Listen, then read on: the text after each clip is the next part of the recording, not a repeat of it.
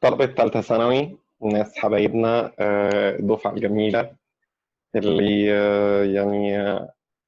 إن شاء الله كده ربنا هيوفقهم ويعوضهم عن كل التعب اللي هم بيتعبوه، وعن كل التجارب اللي هم بيخشوا فيها، والحاجات الجديدة اللي محدش تعرض لها قبل كده غيرهم هم.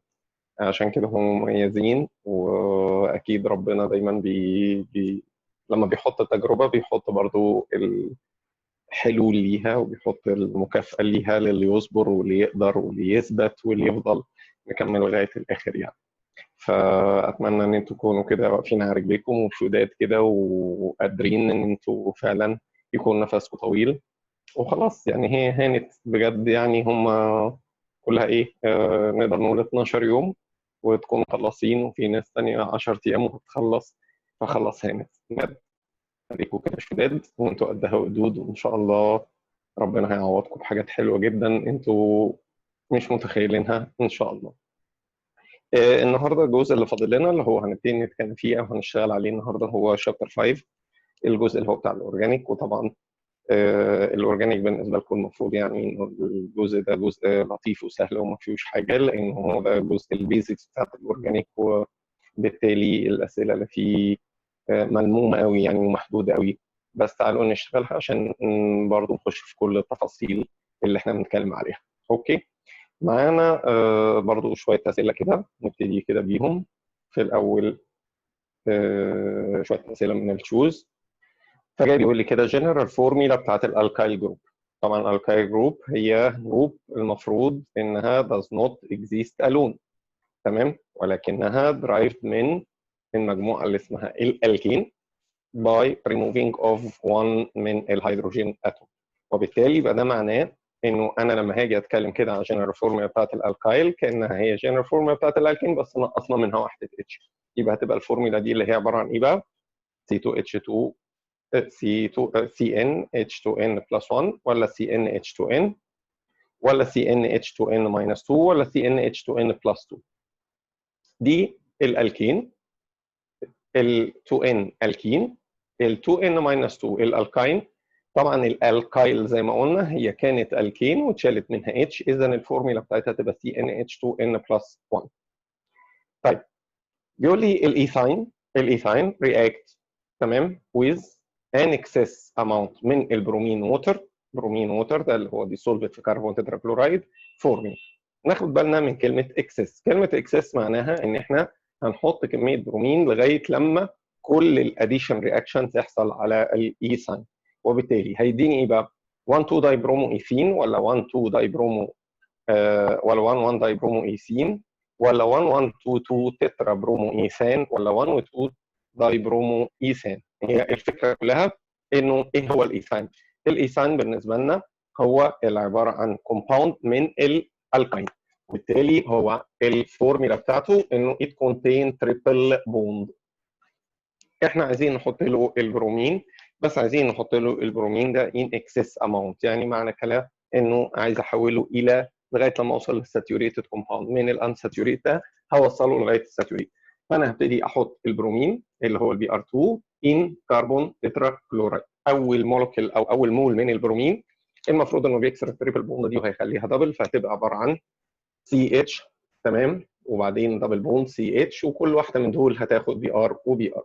طيب الكومباوند ده نفسه اقدر احط له برومين تاني. ليه اقدر احط له برومين تاني؟ علشان خاطر هو برده لسه انساتوريتد، فيبقى لما هياخد البرومين الثانيه كده اللي هو السكند مول اوف برومين، يبقى برضه في وجود الكربون تتراكلورايد هتتكسر الدبل بوند اللي موجوده هنا، ويبقى سي اتش، ويبقى عندها هنا بي ار وعندنا هنا بي ار، وفي نفس الوقت دي بقت سنجل سي اتش بي ار وبي ار.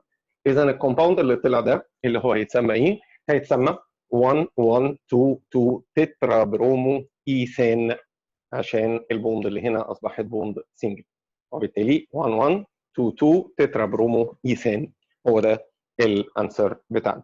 اوكي، نتنقل الى برضه سؤال تاني من الاسئله اللي هي التشوز. بيقول لي الكومباوند اللي عنده المولكيولار فورمولا C4H6 C4H6 it belongs to the general form، يعني ده هيتبع بقى انهي مجموعه؟ هل ده الكان، الكين، الكاين، ولا ده تبع انهي مجموعه؟ طيب تعالى كده نبص C4H6 يبقى ده معناه ان احنا عندنا الهيدروجين دبل الكربون بس ماينس 2، دبل الكربون 4 الدبل بتاعها 8 ماينس 2 يبقى كده 6، يبقى احنا كده CnH2n ماينس 2، CnH2n ماينس 2 اللي هي هتبقى لتر C، ولو هو بالاسامي يبقى انا كده تبع مجموعه الالكاين. طيب نيجي للسؤال التالي ليه. السؤال اللي بعديه بيقول لي الايثين react with an excess amount من البرومين water dissolved في كربون تتراكلورايد. السؤال اللي فات كان ايثاين، هنا الايثين ده لما نيجي نحط له كربون تتراكلورايد وبرومين، هل هيطلع 1 2 دايبرومو ايثان ولا 1 1 دايبرومو ايثان ولا برومو ايثين ولا برومو ايثان؟ طيب لما اجي ابص برده كده على الايكويشن هتلاقي ان الموضوع بسيط جدا. احنا كل اللي احنا هنعمله هنا اني هبتدي اشتغل بس على ايثين يعني CH2 دبل بون CH2 او اللي احنا بنسميه C2H4 او اللي اسمه الثاني ايثيلين، اللي فوق الايثاين كان اسمه اسيتيلين، هنا بالنسبه لي الايثين او الايثيلين. لما احط البرومين Br2 في وجود الكربون تتراكلورايد اللي هو بالنسبه لي السولفنت اللي هو بيدوب لي البرومين، فبالتالي احنا بنكسر الدبل بوند وبنعمل اديشن رياكشن فبيطلع عندي CH2 سنجل بوند CH2 وهنا في Br واحده وهنا في Br واحده، اذا ده معناه ان احنا طلع عندنا ايه؟ 1 و2 داي برومو 1 و2 داي برومو ايثان. اوكي؟ طيب نبص على سؤال اخر.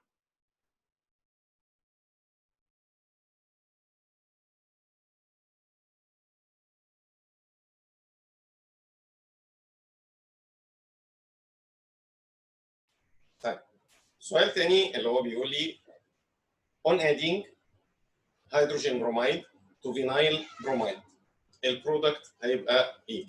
مديني اربع اجابات 1 2 دايبرومو ايثين 1 1 دايبرومو ايثين 1 2 دايبرومو ايثان و1 1 دايبرومو ايثان. هي الفكره كلها ازاي نبقى عارفين الفورمولا بتاعه الاسماء اللي ممكن تبقى ما بتجيش كتير زي كلمه فينايل برومايد. ايه هي كلمه فينايل برومايد؟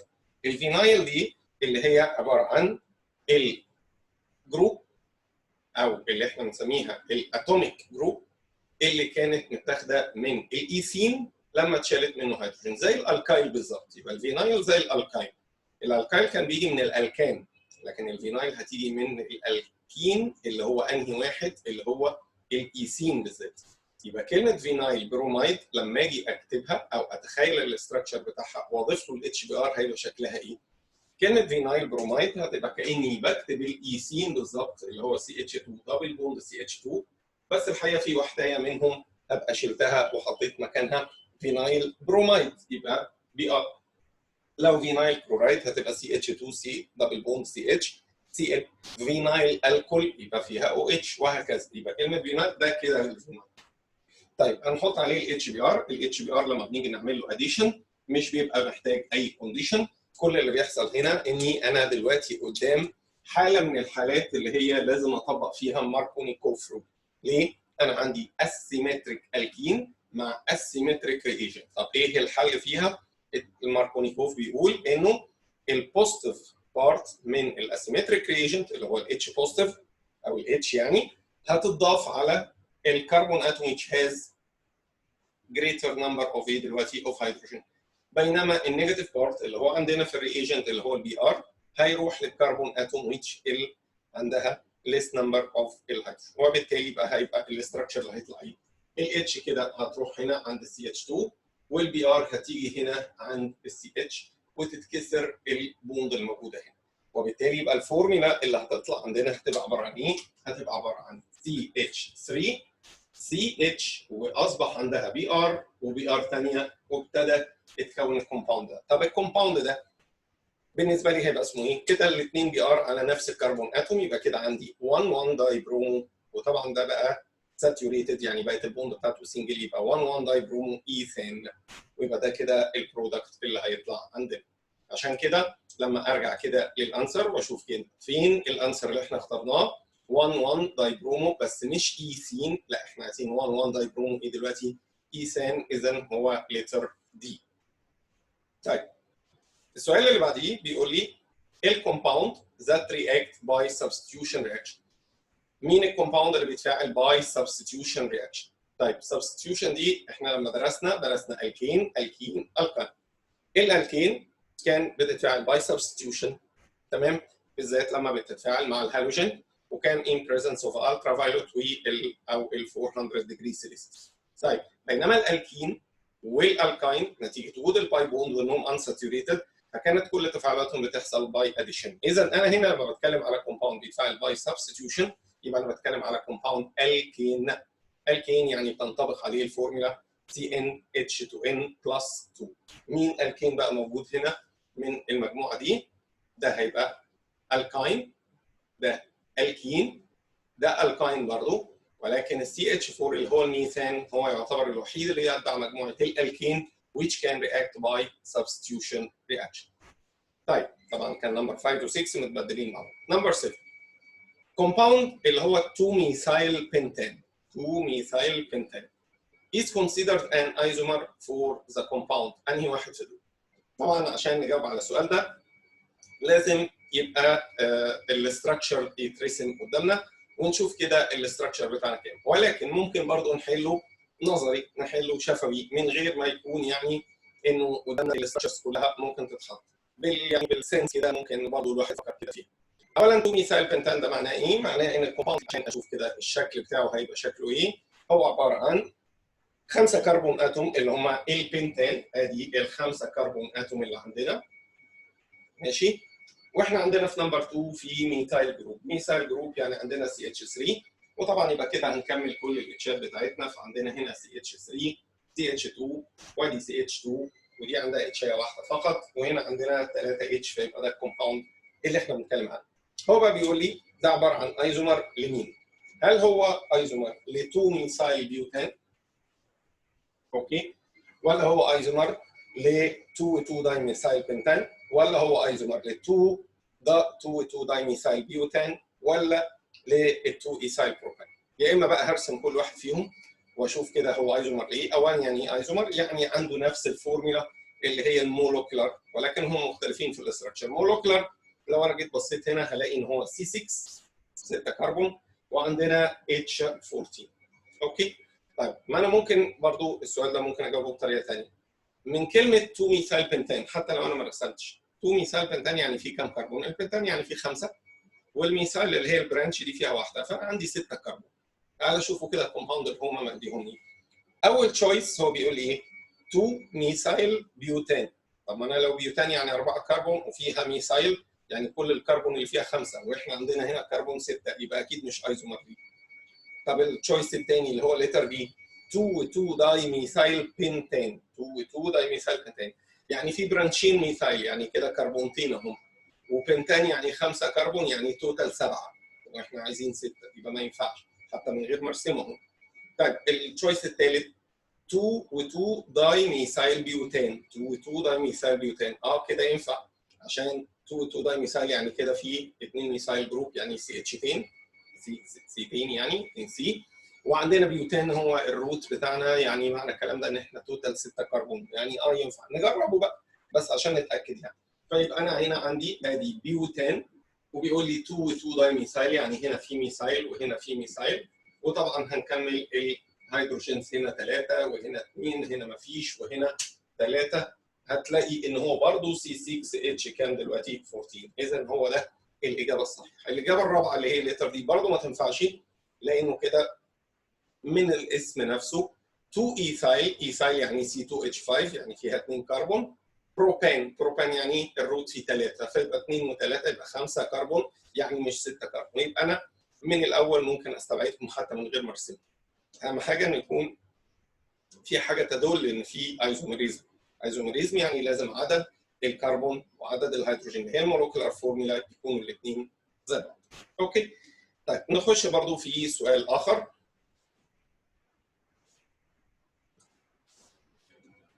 بيقول لي النمبر اوف ايزومرز اللي موجود في المولوكيولار فورمولا C4H10. C4H10 لو احنا دي المولوكيولار فورمولا اللي قدامنا ليها كام ايزومر؟ 2 ولا 4 ولا 6 ولا 10؟ الموضوع هنا بسيط جدا، انت كل اللي انت عليك انك انت تتخيل ايه البوسيبل ستراكشر اللي ممكن تبقى للسي 4 اتش 10؟ اول حاجه انك انت الاربعه كربون يبقوا ستريت تشين، وبالتالي يبقى هنا الهيدروجينز متوزعه عليهم بالشكل ده، يعني كده ادي اتش وادي اتش، كل دول عباره عن هيدروجين كلها ستريت، اللي هي كانها بالظبط كده CH3 CH2 CH2 CH3. اوكي، ادي ده البوسيبيليتي الاولاني. البوسيبيليتي الثانيه ان احنا بنقصر التشين نفسها ونعمل الحاجه الزياده في صوره برانش، يعني بدل ما هم 4 كربون لا خليها اقصر يعني كام؟ 3 ويبقى كده فاضل في كربونايه. طب الكربونايه دي هعمل ايه بقى؟ هحطها كانها برانش، وطبعا البرانشات ما تتحطش على طرف، البرانشات لازم تبقى في الكربون اللي هي في وسط التشين نفسها. تمام؟ مش في الوسط يعني في الوسط، لكن مش الاثنين اللي هما البدايه والنهايه، والا ما تبقاش اصلا اسمها برانش، تبقى كانها ستريت يعني. فبالتالي يبقى انا كده الكربون هي موجوده، ويبقى كده بكمل هنا للسي اتش 3 اهي، السي اتش 3 اهي بتاعتنا، وادي هنا برضو السي اتش 3 اهي بالشكل ده، يبقى دي كملت كده، وهنا سي اتش 3 ودي معاها 3 بوند، يبقى ناقصها اتشايه واحده. فلما نيجي نبص كده هنلاقي برضو سي 4 اتش 10، يبقى كده في 2 بوسيبل ستراكشر ما فيش غيرهم، ويبقى كده انا التشويس اللي انا هختاره اللي هي لتر A، انه 2 ايزومرز هم اللي ممكن يبقوا موجودين. طيب نمبر 9 بيقول لي which of the following pairs are isomers؟ فكل اجابه مديني 2 compounds، وبيقول لي دول بير مين فيهم يعتبروا ايزومر بقى. الكومباوند الاولاني C2H5O C2H5، والثاني CH3 CH2OH. طبعا واضح كده انه علشان نعرف الايزومر لازم يكون عندهم نفس المولكيولار فورم. طب انا هنا في C4 من غير ما اكمل، هنا في الكومباوند ده في C2 C2، يعني اكيد كده الكربون عددهم مختلفين. اوكي، فيبقى بالتالي لا يمكن يكونوا ايزومر، لان احنا عندنا لازم يكون عندهم نفس المولكيولار فورمولا بالظبط. هنا CH3 CH2 C2H5 يعني compound containing 4 carbon atom 1 و1 و2، بينما هنا الكومباوند ده containing 3 كربون اتوم، يبقى اذا دول مش ايزومرز. طب هنا C2H5 CHO، طب كام كربون هنا؟ في 3، وهنا كام كربون؟ ادي واحده وادي 2 3، اتس اوكي. الهيدروجين هنا في 6 هيدروجين H6 يعني، وهنا الهيدروجين برضه H6 ماشي، ولكن هنا في الكومباوند ده فيه 1 اكسجين اتوم، الكومباوند اللي جنبه ده فيه 2 اكسجين اتوم، اذا اختلفوا في عدد الاكسجين، يبقى مش عندهم نفس المولكيولار فورمولا، يبقى زي ار نوت ايزومر. نيجي لاخر واحد هنلاقي انه C3 لانه فيه 3 كربون، والناحيه الثانيه فيه برضه C3 H6 1 و2 3، تمام. هنا H6 اهم 3 و3، O1 وهنا O1، اذا الاثنين عندهم نفس الفورمولا اللي هي تعتبر ايه؟ C3H6O، فاذا الاثنين دول يعتبروا ايزومر، وكده انا هختار لتر دي. ننقل على مجموعه من الساينتفك تيرم.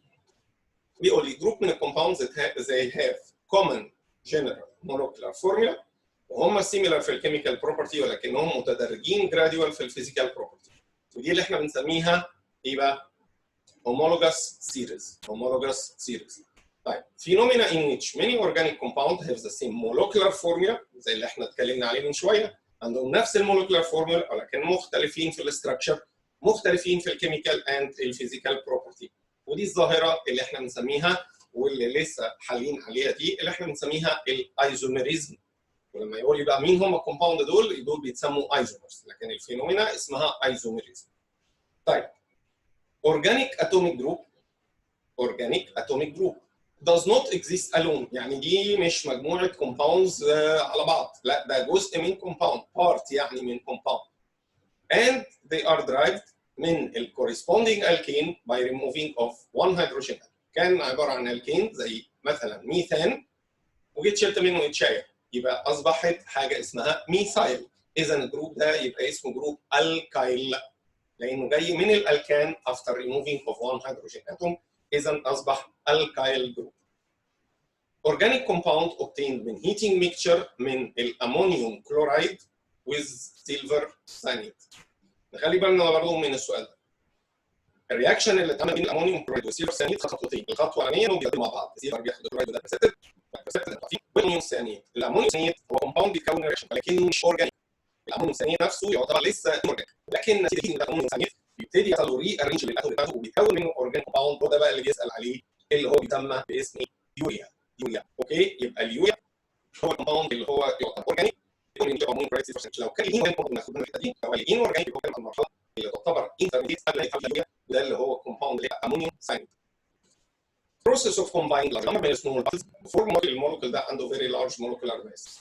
لو احنا عندنا مولكيول صغيره والمولكيول صغير جدا كبير جدا جمعها بحيث يعني مولكيول very large molecular mass ودي بنسميها polymerization. بس الفلين ده اللي هو الايثين او الالكين عامه في الاكسجين في الكلام الرياكشن ده كان اللي احنا بنسميه اوكسيديشن رياكشن. الجين من الالكين used as pushing substance بس عليهم البرفيومز ونعملهم في المايزوس على اللي هم الديريفاتيفز اوف الكين اللي فيهم هيدروجين، وهنا بيصفوا ان هم كان بيكويفايد pushing substance، وهنا كان بنستخدمهم في كولينج substance زي في الريكونفكشن او زي في الريفريجريتورز، ودول اللي احنا بنسميهم فريونز.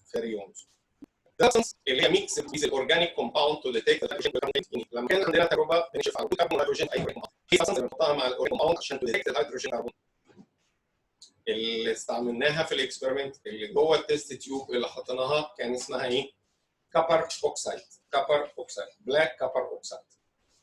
addition of hydrogen plant oil to convert them to artificial fats presence of nickel هنا كان بيبقى dividing calcium يستخدم ككاتاليست. عمليه تحويل البلانت اويل الى artificial fats اللي بيكون منها oil hydrogen والكاتاليست بتاعها هيبقى النيكل. combining large number من simple unsaturated molecule for large molecule عنده the same empirical formula.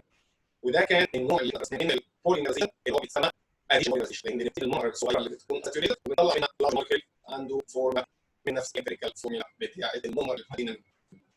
الجاز ده بيرن انسس اوكسجين بروديوس فليم. الفليم ده بنستخدمه في كاتنج اند ويلدنج اوف كاتنج ويلدنج اوف ميتال، لانه الفليم اللي كان من غير اكسجين كان بيبقى اكسس اماونت مع اسيدين. الجاز ده اللي هو اسيتيلين اللي هو الفليم ده احنا بنسميه اوكسي اسيتيلين فليم.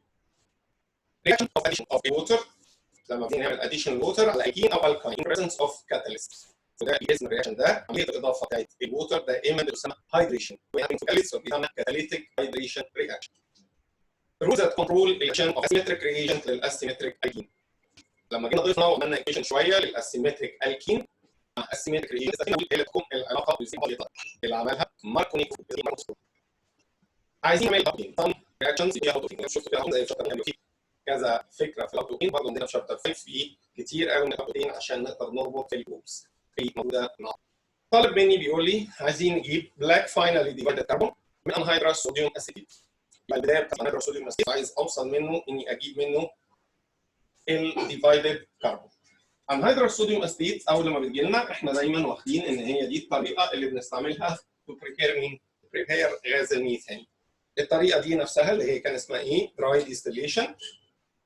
اذا معنى الكلام ده اني بجيب الانهيدرس صوديوم اسيتيت اللي هي عباره عن CH3COONA، وباجي اضيف عليها الصودا لايم. الصودا لايم اللي هي عباره عن ميكتشر من ال NaOH in presence of calcium oxide and heat.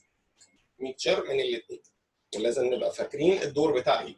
كالسيوم اوكسايد كان ليه دورين هنا مهمين جدا، انه ابزورب الووتر فيبر عشان الطريقه دي اسمها دراي ديستيليشن، فلازم تبقى ان دراي ميديوم ما فيش اي هيوميديتي فيها. في نفس الوقت انه ديكريز الميلتنج بوينت لان المواد دي مواد سوليد، فبنحتاج نعمل لها ديستيليشن يعني بنطلع منها الجاز اللي هنوصل له اللي هو غاز الميثان. فبالتالي الرياكشن ده كان بيطلع لي غاز الميثان اللي هو CH4 بلس Na2CO3. طيب دي اول ستيب، احنا كده جبنا الميثان. احنا بقى عايزين نجيب الكربون اللي هو الديفايدد كربون، يعني عايزين نطلع السي. فبناخد الايكويشن الثانيه انه الميثان جاز بنعمل له ايه؟ بنعمل heating عند 1000 degree in absence of air. ليه in absence of air؟ علشان ما يحصلش اوكسيديشن للكربون، فبيطلع عندنا C وبيطلع عندنا 2H2. ادي ده البلاك ديفايدد كربون. اوكي؟ طيب ده اول واحده في الهاو تو اوبتين. ثاني حاجه عندنا في الهاو تو اوبتين بيقول لي ميثيلين كلورايد من ميثان. ميثيلين كلورايد من ميثان. طيب تعالى كده نبص، احنا جبنا الميثان عندنا زي الميثان اهو موجود ماشي CH4. عايزين نجيب منه ميثيلين كلورايد. اولا كلمه ميثيلين يعني ايه؟ ميثايل اللي هي CH3، لكن ميثيلين اللي هي CH2. اذا احنا عايزين كده نعمل ريبليس لاثنين هيدروجين بالكلورين.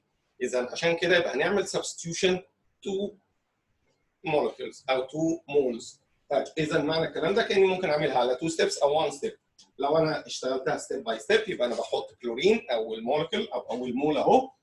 طبعا الكونديشنز هنا لازم نبقى واخدين بالنا منها. عمليه السبستيوشن اللي بتحصل على الميثان او على الالكان ده كانت بتحتاج درجه حراره 400 وبتحتاج انه يبقى في عندنا ايه دلوقتي الترا فايلوت.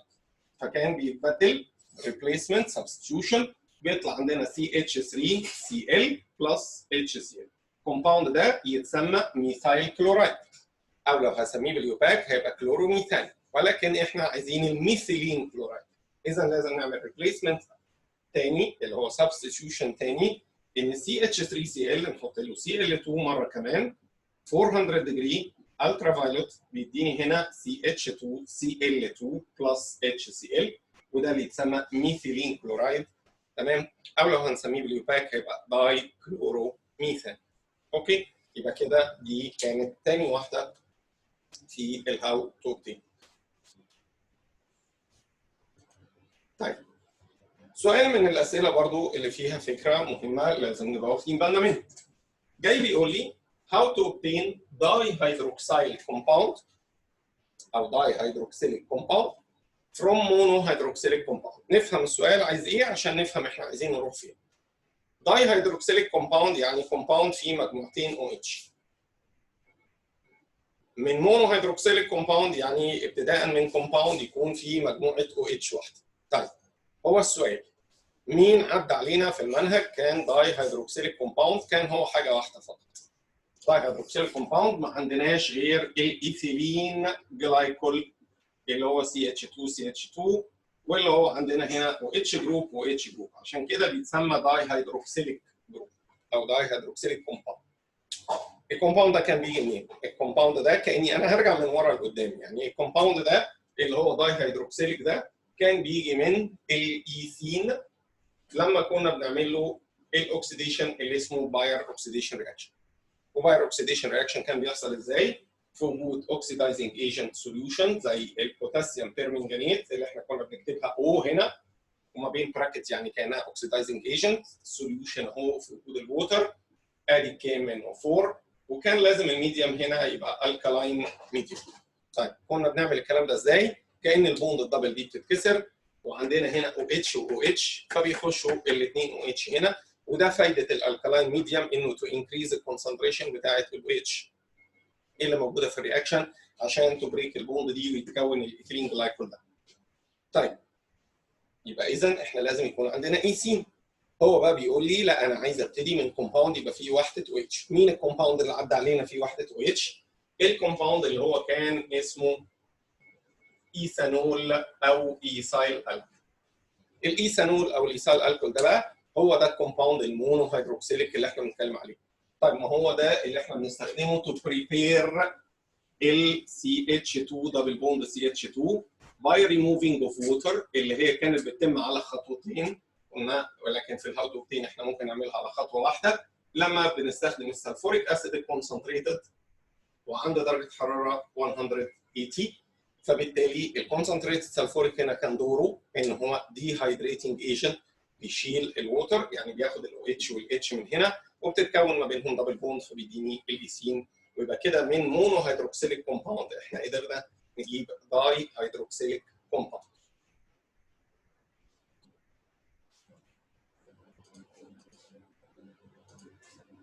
طيب نمبر 4 عندنا عايزين نجيب 1 دايبروموميثان 1 دايبرومو ايثان من ايثاين.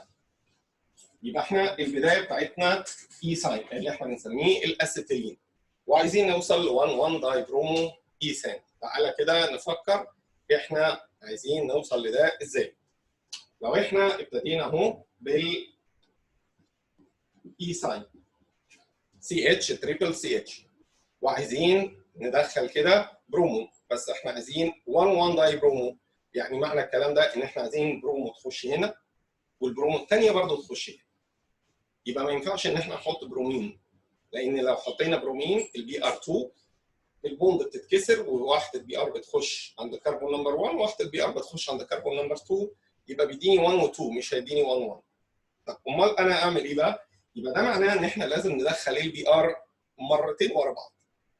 ومعنى الكلام ده ان احنا لما هندخله مرتين ورا بعض يبقى مش هندخله في صوره برومين، احنا هندخله في صوره اتش بي ار.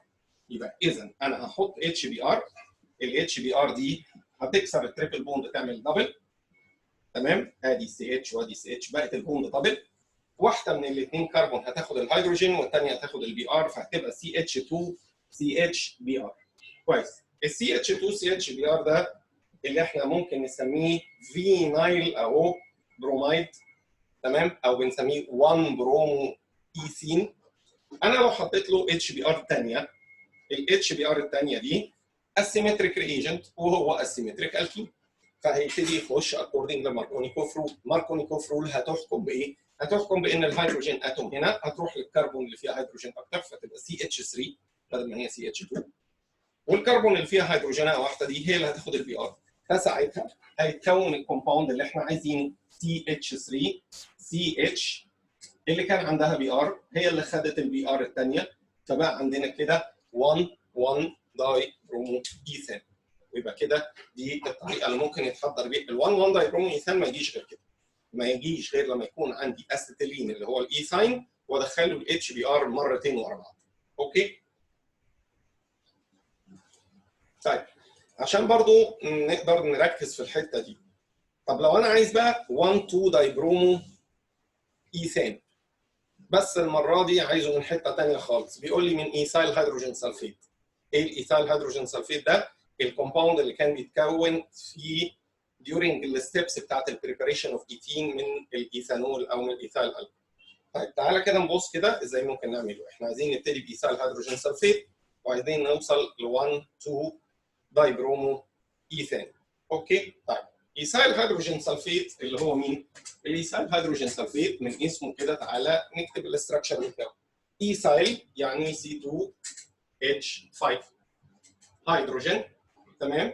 وسلفيت يبقى OSO3 اللي هي كانها SO4 اللي هي سلفيت، وادي الهيدروجين. اوكي.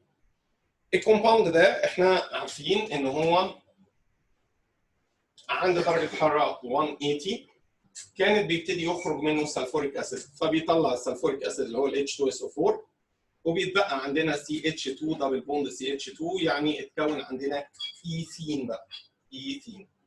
طيب الايثين ده بقى احنا عايزين نعمل منه 1 داي برومو. ما دام 1 و2 داي برومو يعني معنى كده ان البرومين هيتوزع ما بين الكربون 1 والكربون 2، يبقى ساعتها مش بقى بندخل اتش بي ار، لا ده بندخل بي ار 2 نفسه.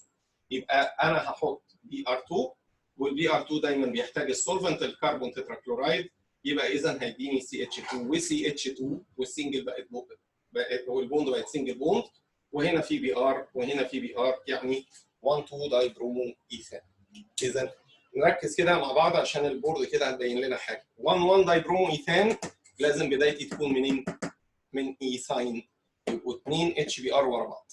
لكن 1 داي برومو ايثان ده يجي مباشره من الايثين باستخدام البي ار 2 مره واحده، وساعتها بيتقسموا 1 و2، فمعنى الكلام ده بتطلع مباشره باي اديشن اوف برومين. طيب ننقل برضو على حاجه ثانيه من الحاجات اللي هي برضو فيها 1 و2 دي. 1 و2 داي برومو ايثين بقى لو احنا عايزينه من ميثان. 1 و2 داي برومو ايثين، احنا عرفنا ان ال1 و2 داي برومو ايثين لازم يجي من الايثين ونضيف له بي ار 2، بس احنا عايزين نبتدي من الميثان. اذا احنا هناخد كام خطوه كده لورا. ماشي؟ انت عايز تجيب من الميثان. طب انا من الميثان اللي هو CH4 وعايز اوصل ان 1 و2 داي برومو ايثين، يعني معنى الكلام ده ان الكربون تشين ما بقتش واحده، الكربون تشين بقت 2. ايه الرياكشن بقى اللي يخلي لي الكربون تشين ده يبقى 2؟ ان انا اخلي الميثان ده، تمام، ناخد منه 2 ميثان مولكيول ونبتدي نعمل رابيد كوينشين. الرابيد كوينشين ان احنا نبتدي نعمل هيتنج اباف 1400، يعني احنا احيانا بنكتبها 1500 او اباف 1400. اوكي. طب دلوقتي ايه اللي بيحصل؟ اللي بيحصل انه الميثان جاز ده الاثنين مولكيول دول بيدوني ايثاين اللي هو الاسيتيلين بلس 3 هيدروجين جاز. طيب اكمل بقى ازاي؟ انا عايز الاسترين ده او اللي هو الايثاين ده احوله الى ايثين، يبقى انا هعمل له هيدروجينيشن. ادي سي اتش تريبل سي اتش، هنضيف له مولكيول من الهيدروجين او مول من الهيدروجين، والهيدروجين بيحتاج هنا نيكل او بلاتينم في صوره كاتاليست، وبيحتاج هيت من 150 الى 300، فيبقى انا كده حولته الى ايثين. بعد ما حولته الى ايثين اقدر اعمل الايكويشن الموجوده فوق دي اللي احنا بنضيف فيها البي ار 2 تمام في وجود الكربون تتراكلورايد، عشان اقدر ادخل البي ار 2 دول واحده على الكربون نمبر 1 واحده ثانيه عند الكربون نمبر 2 ويديني 1 2 دايبرومو ايثين. اذا هنا الرياكشن محتاج مني 3 ستيبس عشان اقدر اوصل للكومباوند اللي احنا عايزينه.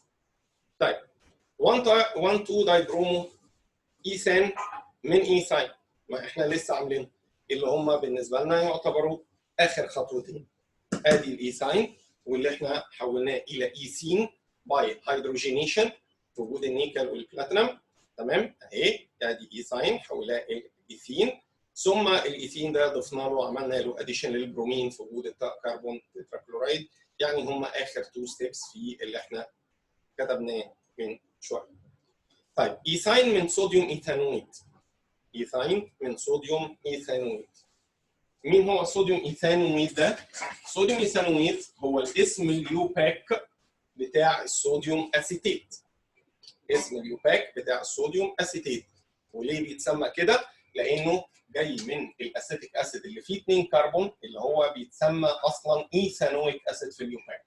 فاذا الكومباوند ده CH3COONA اللي بيطلق عليه انهيدرous صوديوم اسيتيت هو الحقيقه في اليوباك سيستم بيتسمى صوديوم ايثانويد. طيب الصوديوم ايثانويد ده او الصوديوم اسيتيت احنا عملنا له دراي ديستيليشن. الدراي ديستيليشن بيتعمل ازاي؟ زي ما عملناه قبل كده، حطينا الصوديوم هيدروكسيد اللي هو بيبقى موجود مع الكالسيوم اوكسيد واللي هم على بعض اسمهم صودا لايم، فكان بيطلع لي CH4 اللي هو الميثان بلس Na2CO3. طيب بعد ما طلعنا الميثان هنيجي بقى احنا عايزين نجيب ايثاين. عايزين نجيب ايثاين يعني هنعمل الايكويشن دي اللي هي 2 ميثان وجود هيتنج 1500 رابيد كوينشنج او مور ذان 1400 والرابيد كوينشنج فبيقوم يديني الاسيتيلين اللي هو الايثاين بلس 3H2. اوكي ماشي يا شباب، لازم نجمع كده بحيث ان احنا دايما بنخش من جروب للثانيه بننقل من الكين لالكين لالكاين وهكذا، عشان نبقى واخدين بالنا وقادرين ان احنا نربط المجموعات دول مع بعض بعد اذنك. اوكي طيب ايثيلين جلايكول من اسيتيلين. الايثيلين جلايكول احنا عارفين ان هو بيجي باير رياكشن، الباير رياكشن بيتعمل على الايثين، بس احنا عايزين نبتدي بقى من عند اسيتيلين. يبقى هنا الفكره كلها ان احنا نحول الاستيلين الى ايثين وبعد كده نعمل الباير رياكشن. هنحول الاستيلين الى ايثين ازاي؟ انه بضيف له هيدروجين عشان اكسر التريبل دي واحولها الى دبل. طيب يبقى هيبقى CH2 دبل بوند CH2. طبعا الكونديشنز بتاعت الهيدروجينيشن هي النيكل بلاتينم وال 150 ل 300. طيب بعد ما جبت بقى الايثين او الايثيلين اقدر اعمل له دلوقتي الباير اوكسيديشن رياكشن.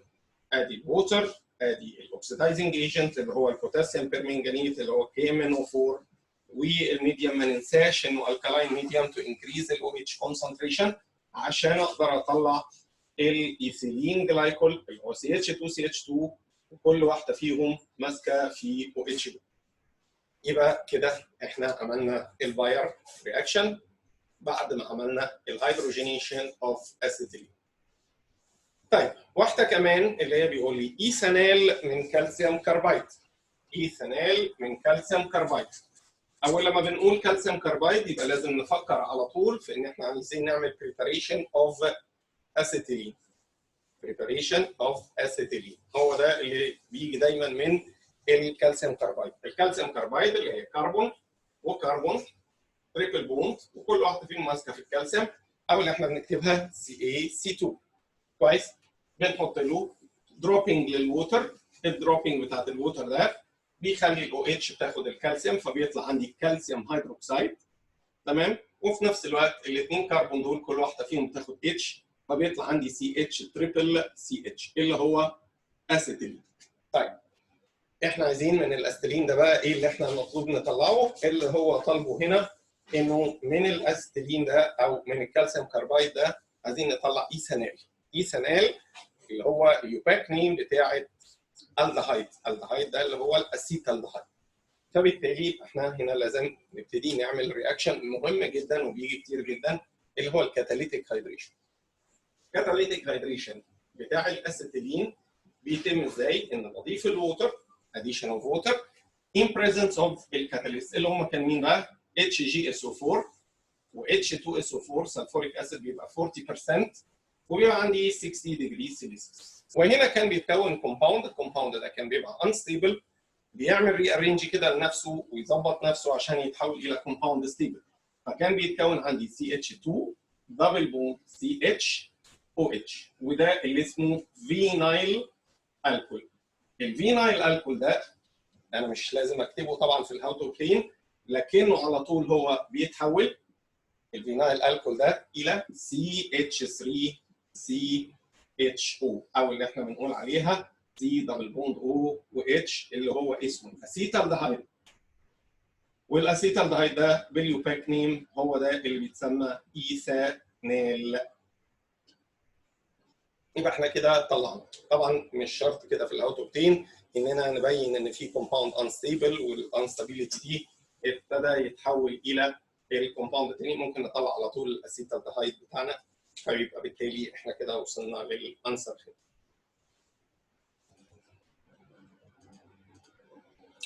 ايثيلين من ايثانويك اسيد. ايثيلين من ايثانويك اسيد. والايثانويك اسيد ماشي اللي هو مين؟ اللي هو الاسيتيك اسيد. هو احنا كلمه ايثانويت هي الاسيتيت والايثانويك هو الاسيتيك اسيد. واحنا عايزين نوصل بقى منه الى ايثيلين. طبعا الاسيتيك اسيد او اللي هو الايثانويك اسيد اللي هو CH3COOH.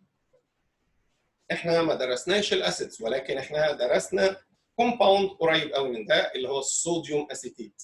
اذا احنا نقدر نحول الاسيد الى السولت بتاعه اللي هو الصوديوم اسيتيت. طبعا اي اسيد عشان يتحول الى سولت يعني بعمل له نيوتراليزيشن ببيز فيبقى كده هنطلع منه CH3COONA بلس ووتر. طيب اقدر اخد بقى الصوديوم اسيتيت اللي انا عملته ده اللي هو بنحضر منه دايما غاز الميثان. ازاي؟ باننا نعمل له دراي ديستيليشن في وجود الصودا لايم اللي هي كالسيوم اوكسيد و NaOH فبنطلع منه ميثان جاز بلس صوديوم كربونيت. طيب انا وصلت كده للميثان. هو مش عايز ميثان هو عايز ايثيلين. بص بقى الميثان ده اللي هو الكان نقدر نجيب منه مين؟ اسيتيلين اللي هو الكاين. والاستيلين اللي هو الكاين ده نقدر نجيب منه ايثين او ايثيلين اللي هو الكين. اذا احنا ممكن نلف على كل المجموعات مع بعض.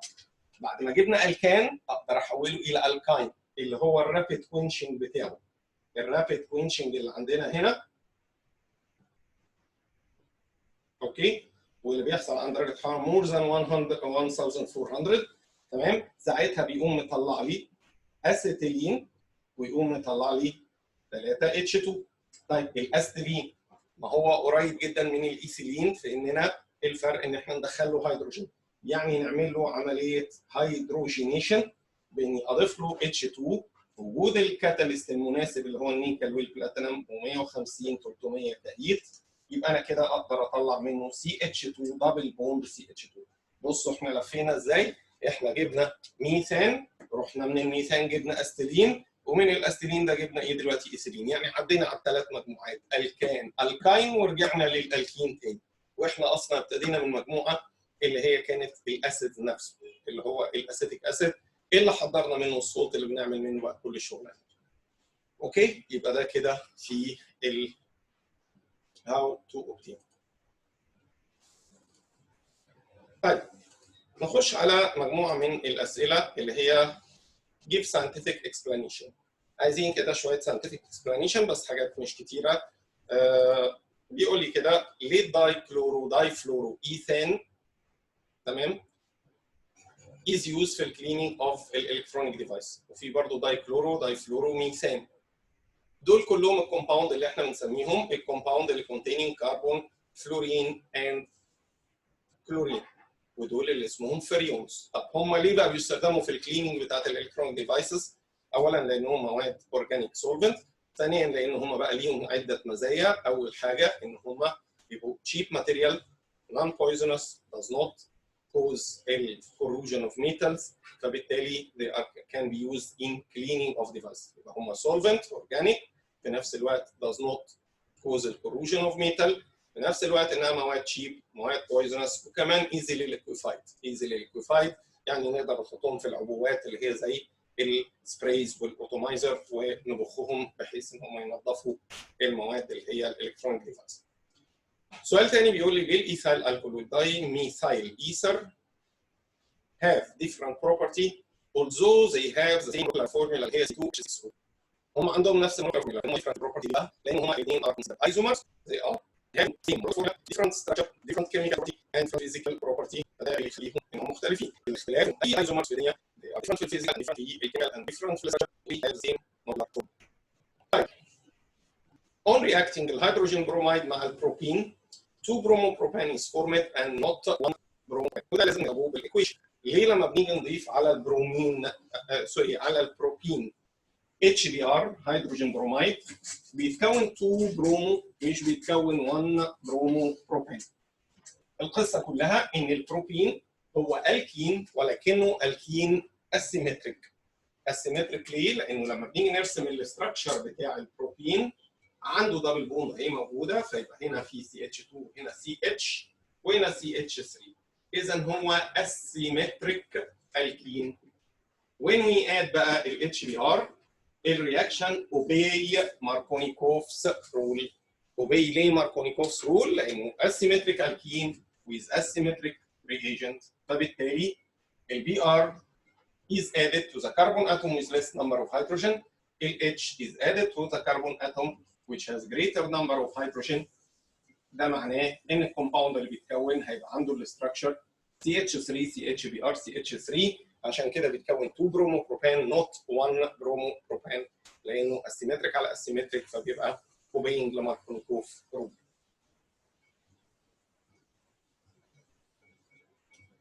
طيب سؤال ثاني بيقول لي ليه الماركونيكوف's rule not applied for all alkene on adding hydrogen bromide؟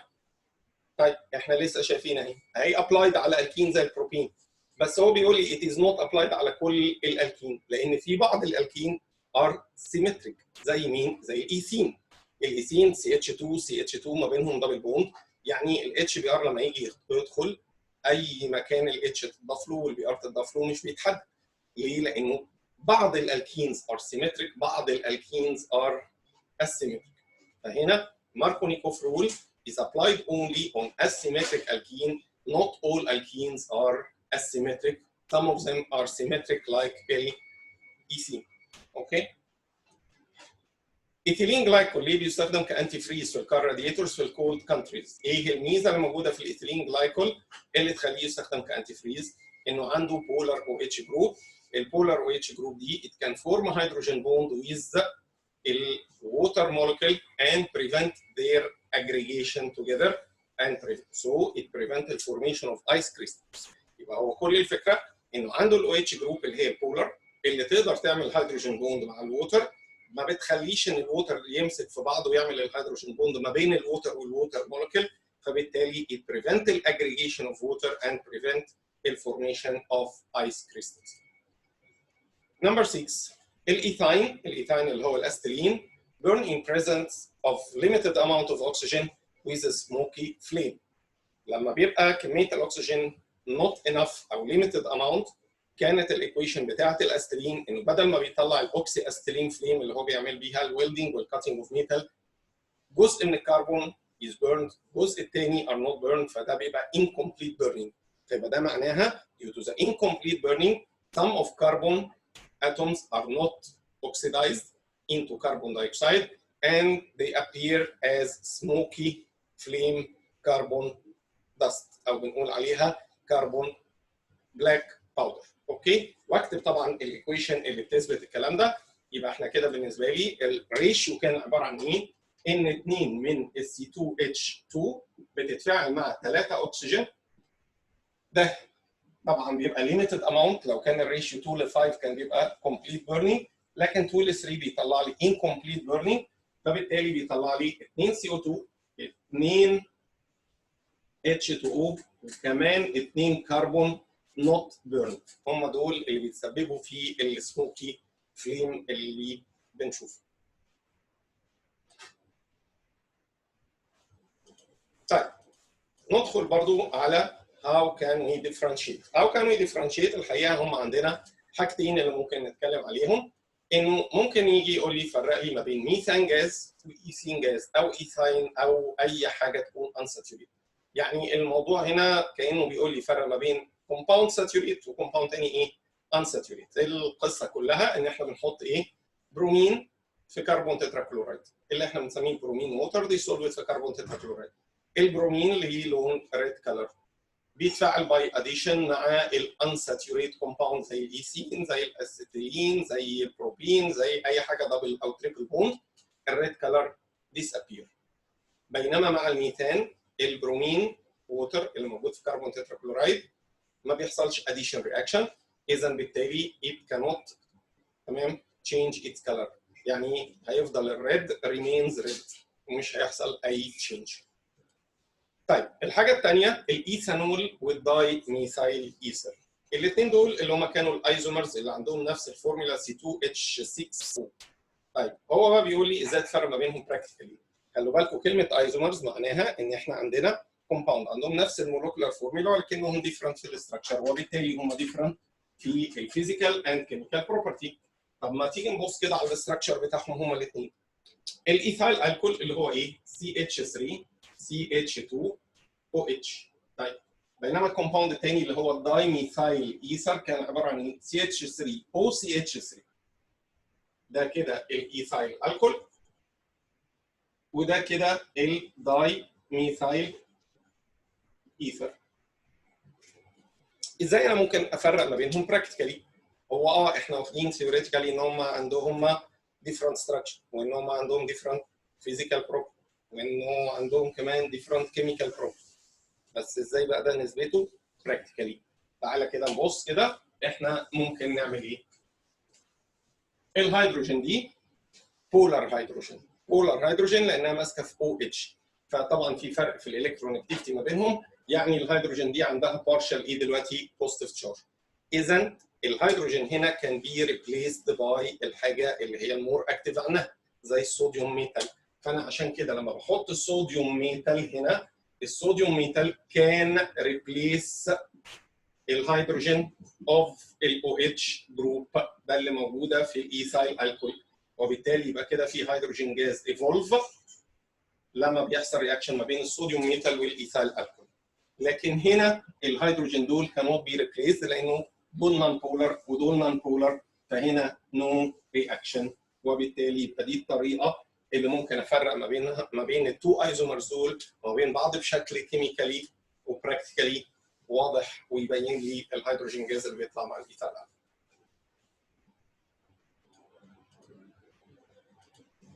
طيب السؤال اللي بعديه بيقول لي كومبير.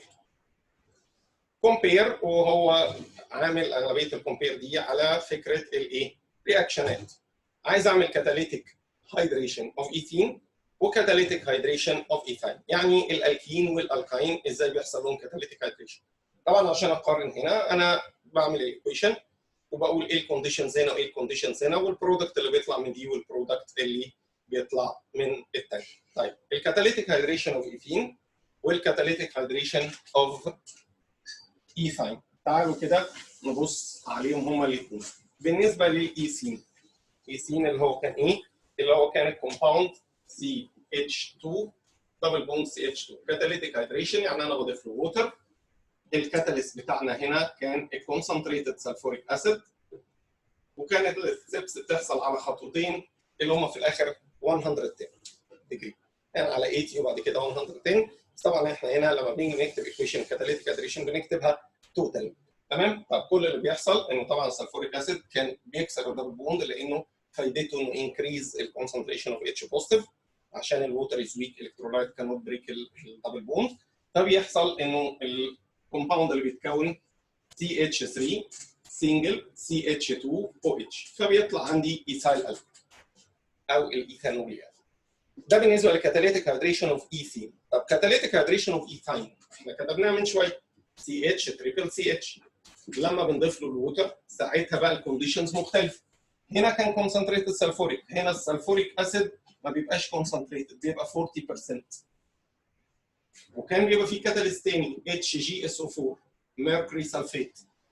وكانت التمبرتشر بدل 100 كانت التمبرتشر 60 ديجري. فده الكومبير الكونديشنز مختلفه. البرودكت مختلف. هنا كان البرودكت بقى اللي بيطلع اللي هو البرودكت برضه اللي هو temporary يعني اللي هو الماده الانستيبل اللي هي كانت فينايل الكول ولكن كانت بتعمل ارينج تاني للاتوم ساعتها. فكان بيطلع عندي CH3 C دبل بوند OH اللي هو اسمه اسيتالدهايد.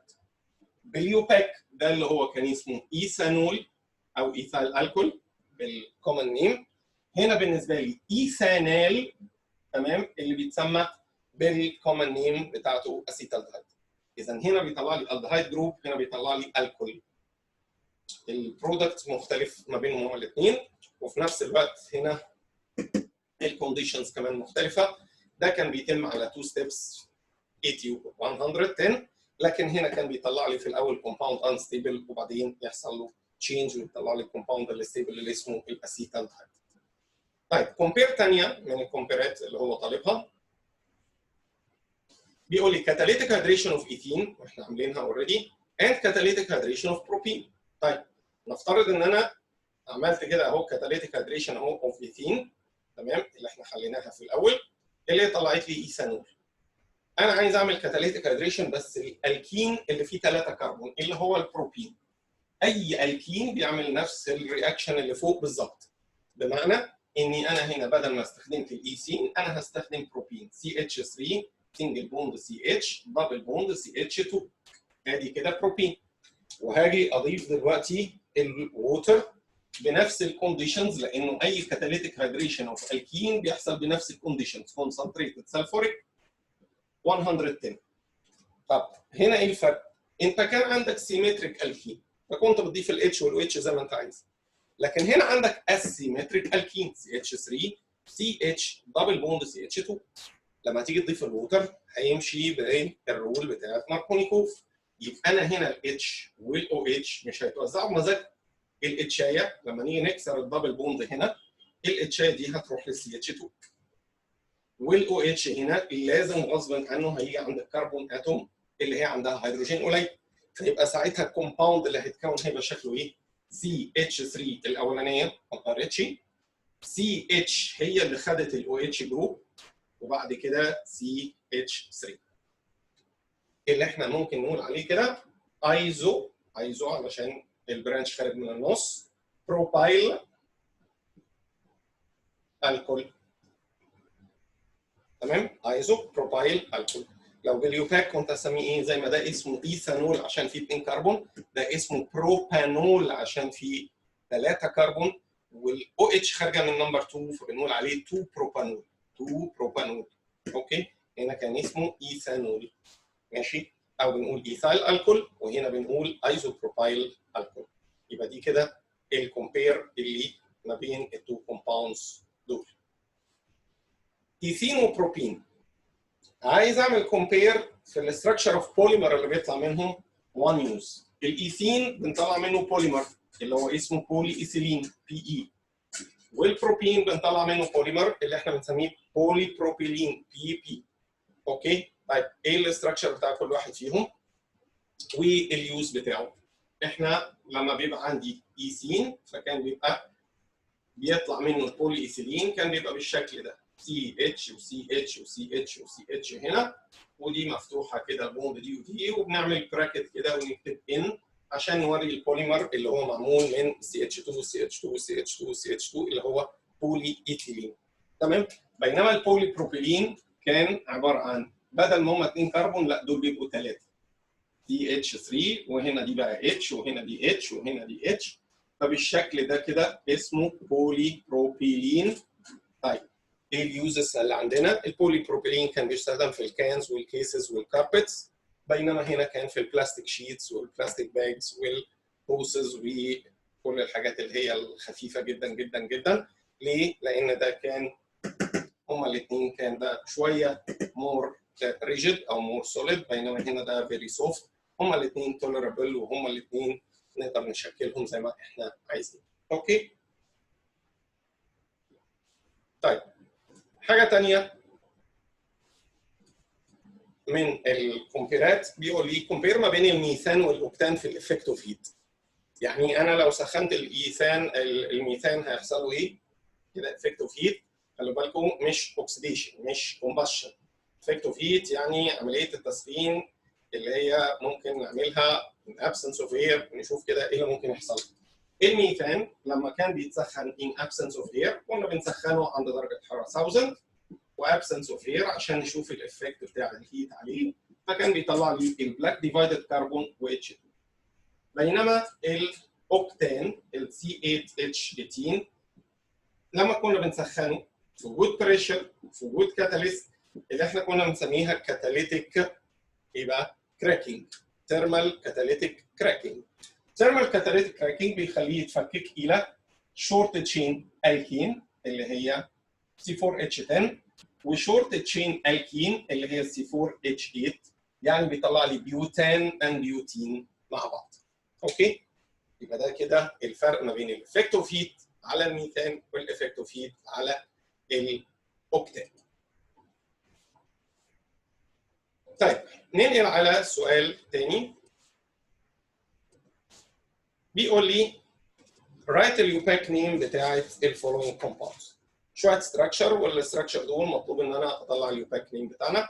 طبعا احنا لما بنيجي قدام اي حاجه زي كده بنختار اللونجست شين اللي هي containing a double bond. يعني انا كده هيبقى عندي 5 كربون اتوم اللي هو هيبقى اسمه ايه؟ بنتين.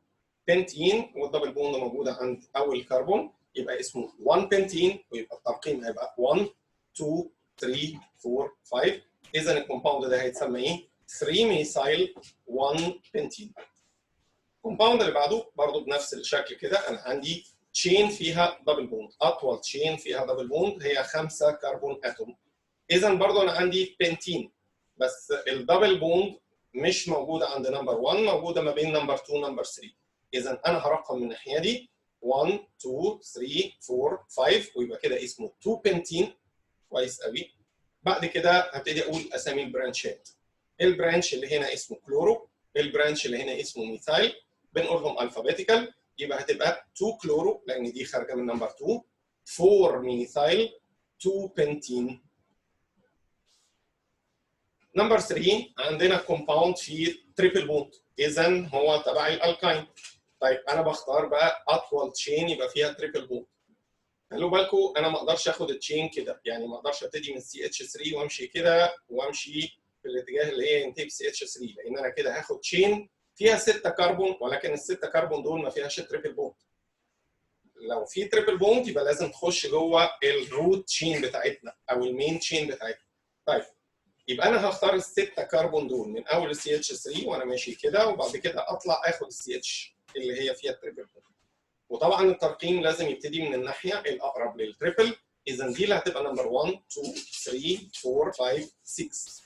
كويس. الكومباوند ده يبقى هيكساين، والتريبل عند نمبر 1 اذا اسمه 1 هيكساين. دي بالنسبه لنا نمبر 3 خارج منه وخارج منها البرانش طبعا C2H5. C2H5 ده معناه ايثايل، اذا هيبقى الاسم بتاعنا ايه؟ 3 برومو 3 ايثايل 1 هيكساين. الكومباوند اللي بعديه كومباوند فيه تريبل بوند، اذا اطول كربون تشين فيها تريبل بوند، اطول كربون فيها تريبل بوند اربعه دول طبعا لانه ما فيش غيرهم، فيبقى اسمه بيوتاين. بيوتاين ودي نمبر 1 2 3 4 والبوند ده خارج من نمبر 3 اذا اسمه 3 برومو 1 بيوتاين. المولكيول الاخير ما فيهوش تريبل بوند، اذا هو الكام بتاعته كلها سير بوند، اذا هو تبع الالكان. كويس. هنختار اطول تشين، اطول تشين هاخد هنا 3 كربون انجليزي 7 اذا 3 4 5 ممكن انزل كده 6 او كده 6 هي الكومباوند ده يعتبر هيكسين. طب انا رقم منين؟ انا بدي ترقيم بما انه ما فيش دواء نختار من الناحيه الاقرب للبرانش. هنا برانش فايل برانش برومو، اذا هنبتدي ترقيم هنا نمبر 1 نمبر 2 نمبر 3 هنا نمبر 4 5 6. اذا بالنسبه لي في مثال نمبر 2 عند نمبر 3 بعدين الاول يبقى تقريبا 2 مثال اكسل. هنا على سؤال اخر، السؤال الاخر ده اللي هو بيقول ايه؟ بيقول لك يعني في الدوكيومنت بتاعت كل واحد يقول ايه. فولر ايه اللي عمله؟ he prepared the first organic compound from two inorganic compounds وبالتالي he destroyed theory كان بيسميها vital force theory of things. وطبعا اكتب الايكويشن ازاي فولر قدر يحضر الفيرست اورجانيك كومباوند. نفكر كده مع بعض، كانوا اثنين ايكويشنز اللي هم ابتدى بالكومباوند الانورجانيك اللي هو اختارهم. كانوا عباره عن مين الكومباوند دول؟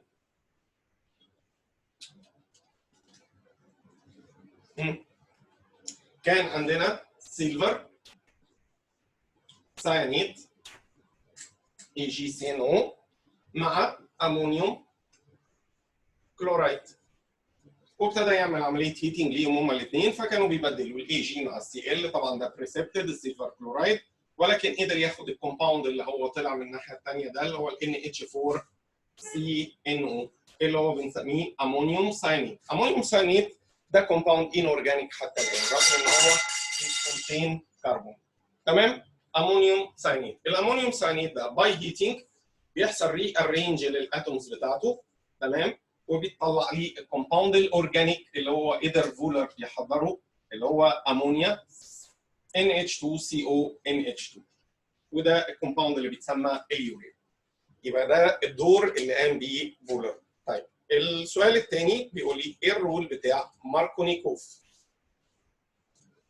ماركونيكوف لما هاجي اتكلم هقول ايه؟ ان هو he puts a rule that control the addition of asymmetric reagents to asymmetric alkenes.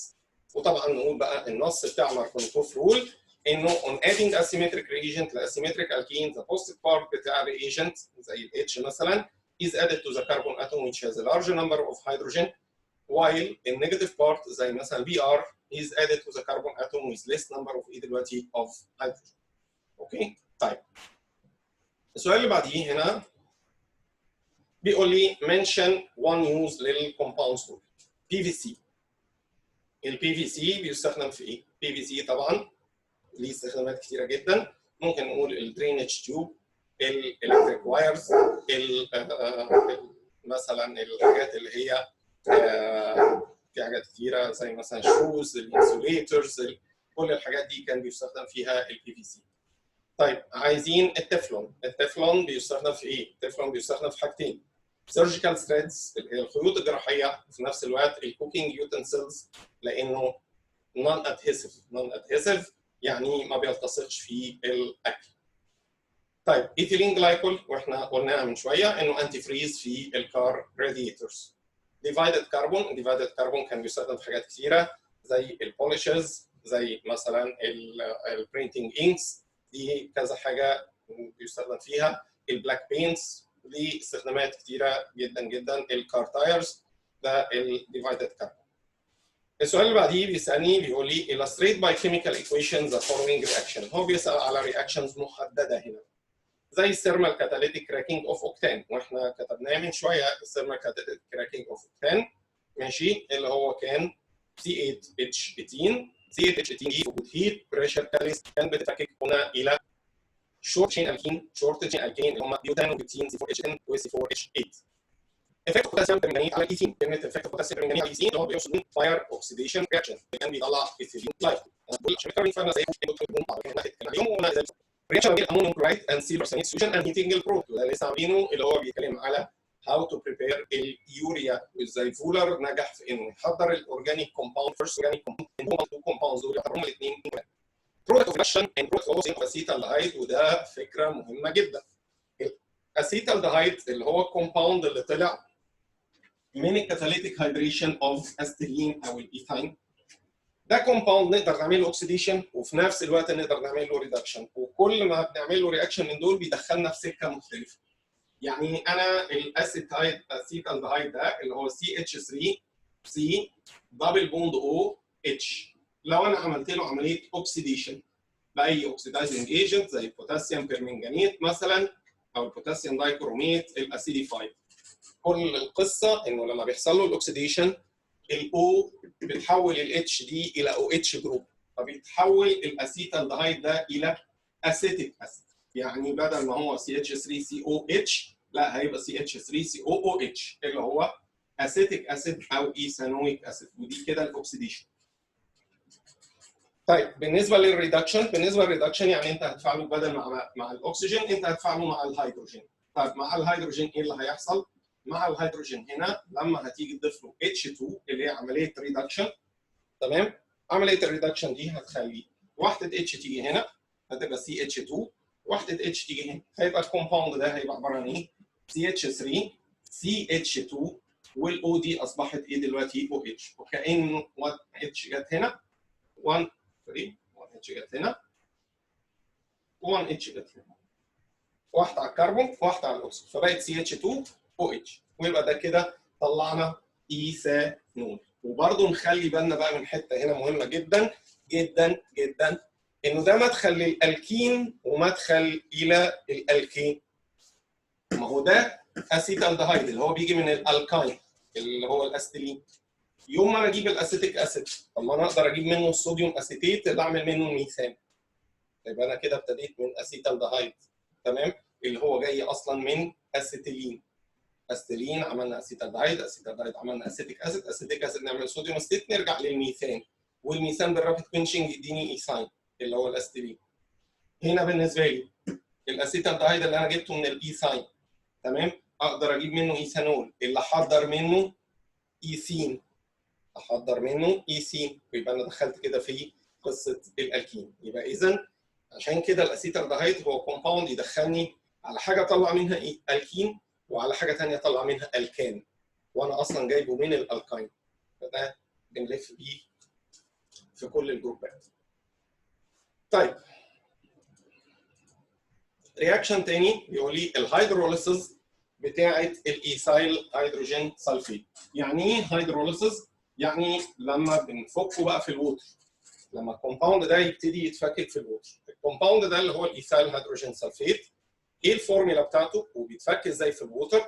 الفورميلا بتاعته احنا كتبناها من شويه C2H5، قلنا دي ايثايل هيدروجين اهي، والسلفيت في النص اللي هي الاو اس او 3 اتش، وانا هعمل له هيدروليسيس يعني هحط له ووتر، والرياكشن ده اللي هو الخطوه اللي كانت بتحصل عند درجه حراره 110.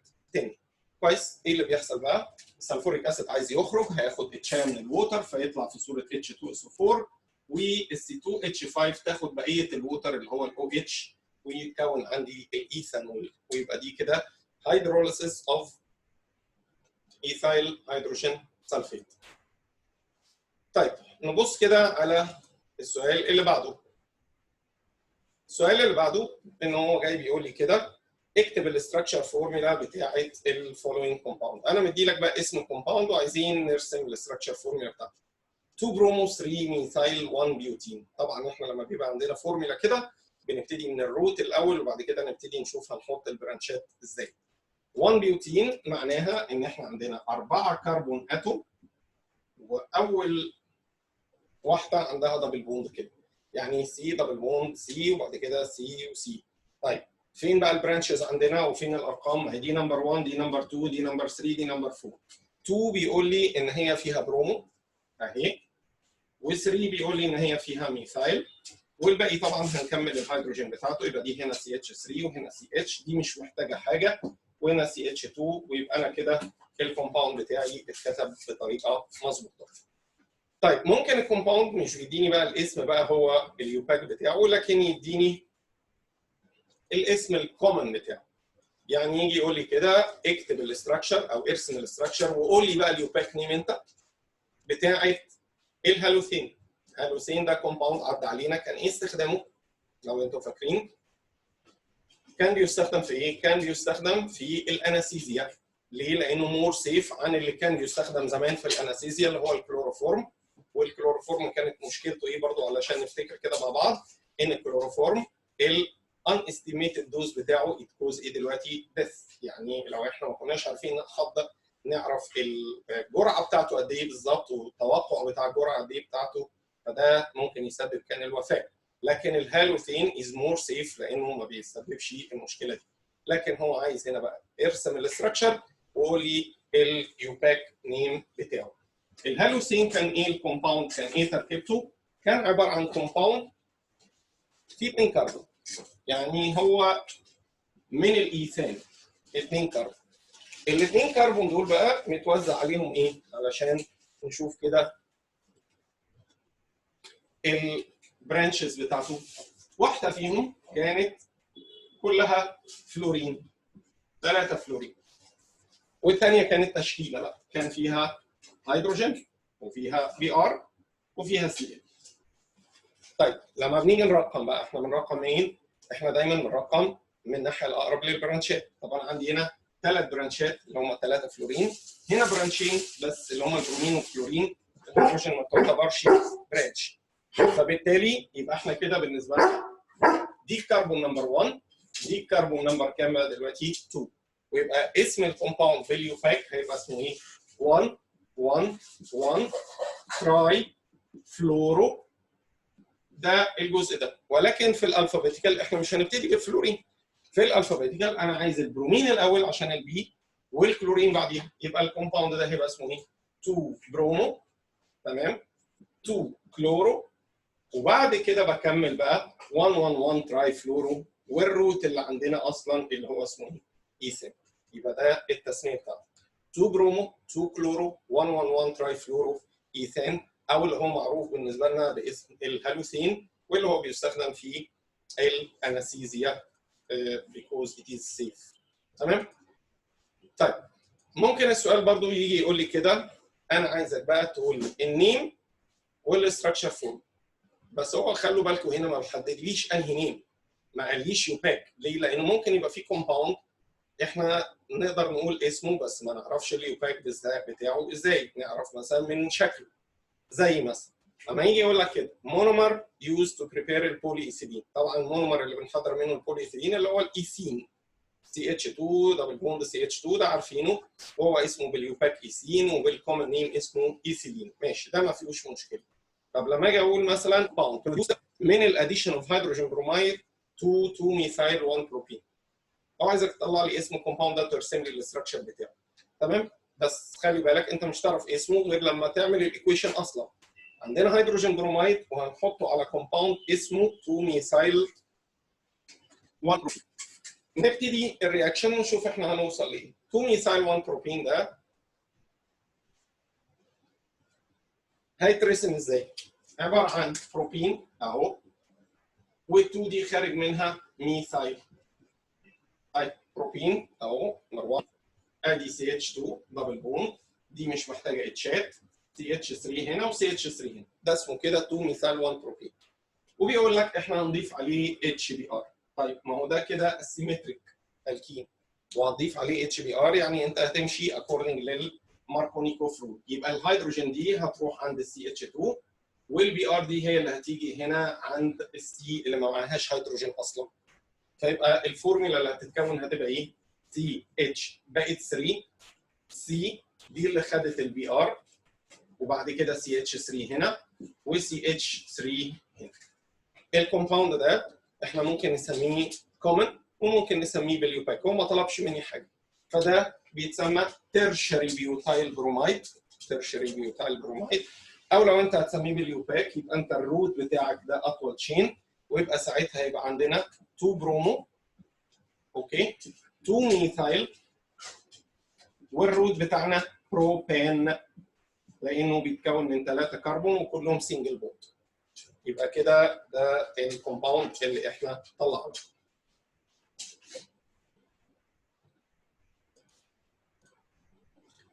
chemical compound، تمام، produced from vaporization of ammonium cyanide solution.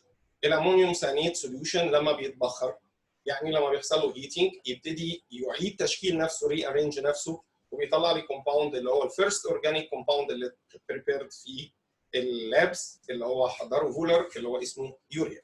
فبالتالي هنا احنا بنتكلم على اليوريا. طيب اليوريا ايه الاستراكشر بتاعها؟ اليوريا الاستراكشر بتاعها سي دبل بوند او في النص، وعندنا هنا ان ماسكه في H2 وان ثانيه ماسكه برضو في H2. وعشان كده انا بقول لكم هنا بيقول لي قول النيم، ما قالش قول اليوباك نيم.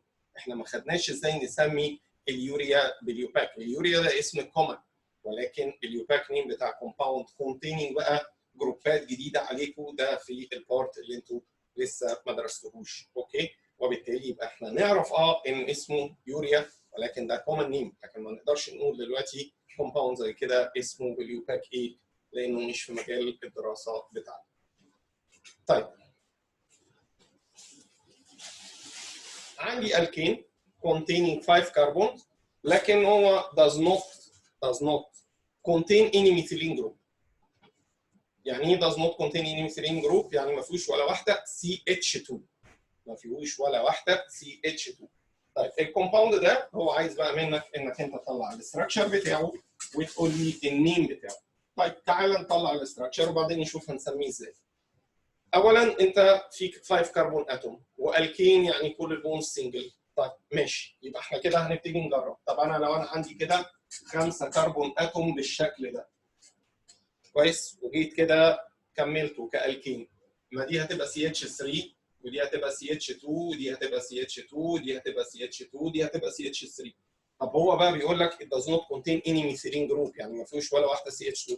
يبقى ده غلط، لانه ده فيه كذا واحده CH2 اهو، كل دول CH2، يبقى ده ما ينفعش. طيب تعالى نشوف الشكل الثاني ممكن يبقى موجود عليه، اللي هو الايزومر بتاعه. احنا ممكن بدل ما هم 5 ستريت كده يبقوا 4.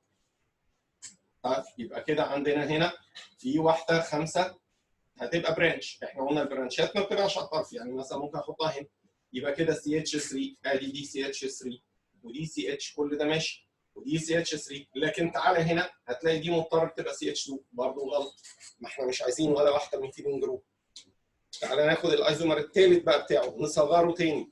احنا بعد اللي كانوا 5 عملناهم 4، طب ما نعمل 3 بس، 3 كربون ويبقى فيه 2 برانش، يعني اخلي برانش هنا وبرانش هنا، ويبقى كده بالنسبه لي CH3 CH3 CH3 CH3 واللي في النص ما عندهاش حاجه. كده بالنسبه له ده يعتبر ان هو كده عباره عن كومباوند فيه 5 كربون and it does not contain any methylene group، يبقى it's okay. ده هو الكومباوند اللي احنا عايزينه. طب نقول اسمه بقى، اسمه هنجيبه باليوباك. باليوباك احنا بالنسبه لنا عندنا روت اهو فيه 3 كربون، وعندنا برانش هنا وبرانش هنا، يعني 2 و2 داي ميثايل بنتين بروبان، 2 2 داي ميثايل بروبان. طب لو نفس السؤال ده وقال لي 6 كربون، 6 كربون مش 5، وبرضه does not contain any methylene group، يبقى ساعتها هيبقى شكله ايه؟ ساعتها هيبقى شكله كده، هنعمل 4 ماشي و2 برانشات هنا. ليه بقى؟ لانه بالشكل ده دي هتبقى CH3 دي هتبقى CH3 دي هتبقى CH3 دي هتبقى CH3، ودي مش هيبقى عندها غير اتشايه واحده واتشايه واحده، مفيش ولا واحده عندها CH2. يبقى ده كده 6 كربون does not have any methylene group، هنا 5 كربون does not have any methylene group. نبص برضو على كومباوند تاني من الكومباوندز اللي هو بيقول لي ارسم الاستراكشر وقول لي النيم بتاعه. الكين فورمد من الدراي ديستيليشن، بس مش بتاع الصوديوم اسيتيت، لا صوديوم بروبانونيت. دراي ديستيليشن بس بدل ما بنعمله للصوديوم اسيتيت عايزين نعمله للصوديوم بروبانونيت. وليه مسمينه بروبانونيت؟ عشان فيه 3 كربون. اوكي؟ طب تعالى كده بص، احنا لما جينا بنعمل الصوديوم اسيتيت CH3COONE وبنعمل له دراي ديستيليشن في وجود ال NaOH والكالسيوم اوكسيد والهيت، كان الكومباوند اللي بيطلع منه هو الميثان بلس Na2CO3. هو الميثان كان بقى بيجي منين؟ الميثان الحقيقه كان بيتكون من الجروب ال CH3 اللي هنا دي مع الاتشايه اللي بتيجي من الOH، فكان بيديني CH4. طب هو هنا زود عليها تركايه بسيطه قوي. انا هنا حطيت لك كومباوند في وحده كربون تشين زياده، يعني بدل ما هو CH3 لا ده هو CH3 CH2COONE، ومدينك الفورمولا بتاعته وبيقول لك اسمه صوديوم اسيتيت صوديوم بروبانون. لو انت عملت له دراي ديستيليشن زي ما احنا بنقول كده بنفس الكونديشنز وبنفس كل حاجه، طيب ما تيجي نعمل نفس الميكانيزم. يعني ايه الميكانيزم؟ يعني نفس طريقه الرياكشن كده. انت هنا خدنا الاتش من عند NaOH، وهنا اتكسرت البوند اللي بعديها COONA، يبقى انت هنا هيتكسر من ناحيتي، ويبقى كده معناها ان الجزء ده هياخد الاتش، بدل ما CH3 اللي هي الميثايل خدت الاتش وعملت ميثان، C2H5 خدت الاتش وهتعمل لي ايثان جاز. يبقى الفرق ان ده نقدر نعمل منه preparation of ethane زي ما هنا كنا بنعمل منه preparation of methane. ما هو كل الالكانز بتتفاعل زي بعض، كل الالكينز بتتفاعل زي بعض، يبقى نفس اللي انا بعمله في حاجه فيها 1 كربون اقدر اعمله في حاجه فيها 2 كربون، حاجه فيها 3 كربون، وهكذا. يبقى اذا dry distillation of sodium propanoate it produce الغاز الثاني اللي هو ثاني ممبر من الالكان اللي هو يعتبر ايثان جاز بدل ما احنا بنحضر ميثان جاز. كومباوند يوز في دراي كليننج، ايه الكومباوند اللي احنا بنستخدمه في الدراي كليننج؟ في دراي كليننج الحقيقه احنا كان عندنا كومباوند محدد ما كانش ليه كومن نيم ولكن كان ليه يوباك نيم. الكومباوند ده كان الاستراكشر بتاعه 2 كربون، الاثنين كربون دول تمام متوزع عليهم ايه؟ 3 هيدروجينات في اتجاه و3 كلورين في اتجاه اخر، وكان اسم الكومباوند طبعا لان دول كلهم برانشات فدي نمبر 1 ودي نمبر 2 فكان بيبقى اسمه ايه؟ 1 1 1 تراي كلورو ايثان. 1 1 1 تراي كلورو ايثان. طيب اخر جزئيه عندنا اللي هي بتبقى الجنرال كويشنز.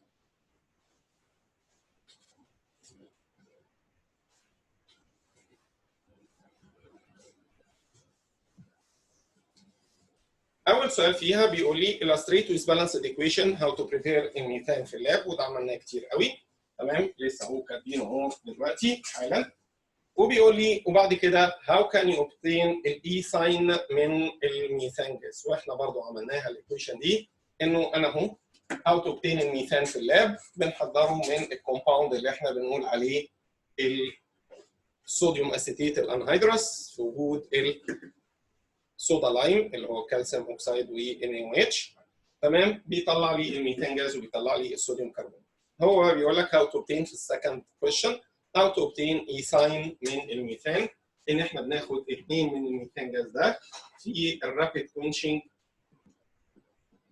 واللي هو بيتم عند درجه حراره اكتر من 1400 بنكتبها 1500 فبيديني CH اللي هي ايثاين بلس 3 هيدروجين جاز. يبقى دي كده السؤال الاول. طيب السؤال الثاني اللي هو بيتكلم برضه على فكره الايزومرز، فجاي بيقول لي كده الفورمولا C2H6O expressed to isomers write the structure formula of them and how to distinguish او how to differentiate between them. وده جاوبناه من ضمن الاسئله اللي احنا اتكلمنا عليها. قلنا ان الفورمولا دي كانت عباره عن ايه؟ C2H6O يا اما بتكون كربون وكربون واكسجين ونوزع الاتشات بقى عليهم، يعني هنا هتبقى اتش واتش واتش واتش والاو هتاخد اتش اللي هو بنسميه الايثايل الكول CH3CH2OH، ده ايثايل الكول او اللي احنا بنسميه الايثانول. الكومباوند الثاني اللي هو بدل ما كانت سي وسي واو لا ده سي واو وسي، ووزع برضو الهيدروجين هنا فهتلاقي ان الاولانيه دي واخده 3 اتش يعني CH3 وادي الاو زي ما هي، وهنا 3 اتش يعني برضو هتبقى عباره عن CH3. وده الكومباوند اللي كان اسمه داي ميثايل ايثر.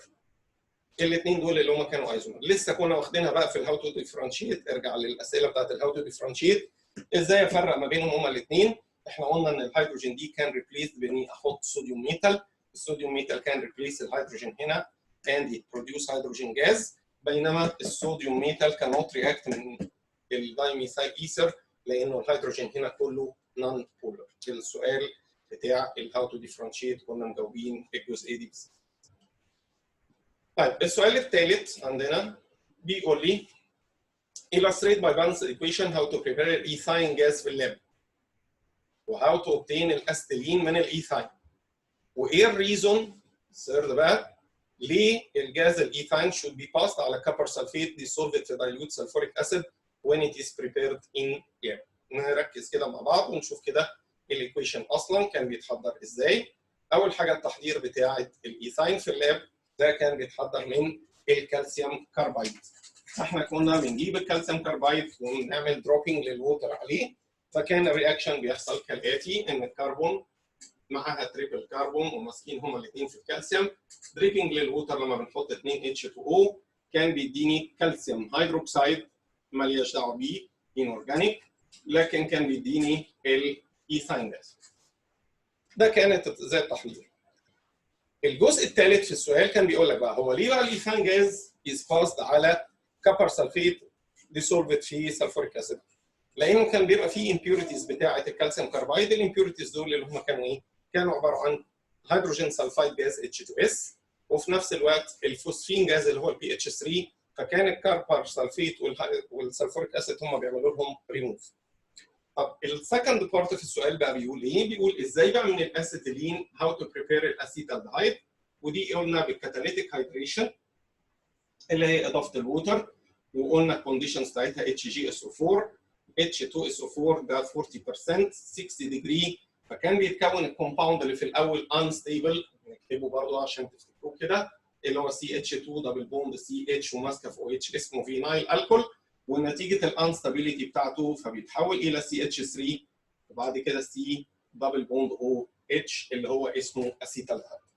يبقى كده دي القصه ازاي الثلاث اسئله بتوعنا يتجاوبوا مره واحده. ادي الاثنين ايكويشن، والريزون انه زي ما قلنا تو ريموف الهيدروجين سلفايد اند فوسفين جاز امبيوريتيز اللي هي بريزنت في الكالسيوم كاربايد. اوكي طيب نمبر 4 في الاسئله جنرال بيقول لي كده alkenes react by addition with hydrogen halide، تمام، and the addition product depend على الالكين تايب او التايب اوف الكين. explain by chemical equation. type of alkene يعني احنا هنا بنتكلم على النوعين الموجودين من الالكين، انه في حاجه اسمها سيمتريك الكين وحاجه ثانيه اسمها الاسيمتريك الكين. هو بيقول لي ليه بيعتمد الرياكشن ما بين الالكين والهيدروجين هالايد على التايب؟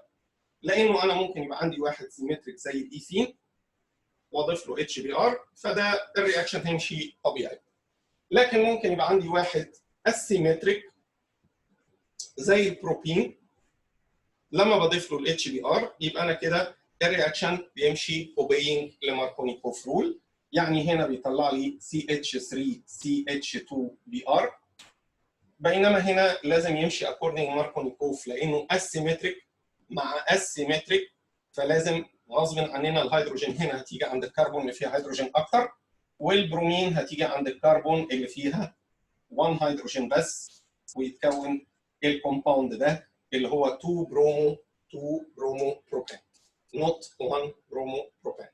يبقى هنا بسبب ان نوع الالكين هو اللي بيحدد هل الرياكشن هيمشي نورمالي ولا هيمشي according لماركونيكوف رول. اوكي نمبر 5 بيقول لي كده if you have a piece of plastic tissue او leather illustrate how to prove practically the presence of carbon and hydrogen elements in it and write الايكويشن بتاعه الرياكشن. طبعا التجربه دي بتيجي كتير جدا، بس طبعا ممكن يغير لي اسم الحاجه اللي انا بكشف على الكربون والهيدروجين فيها.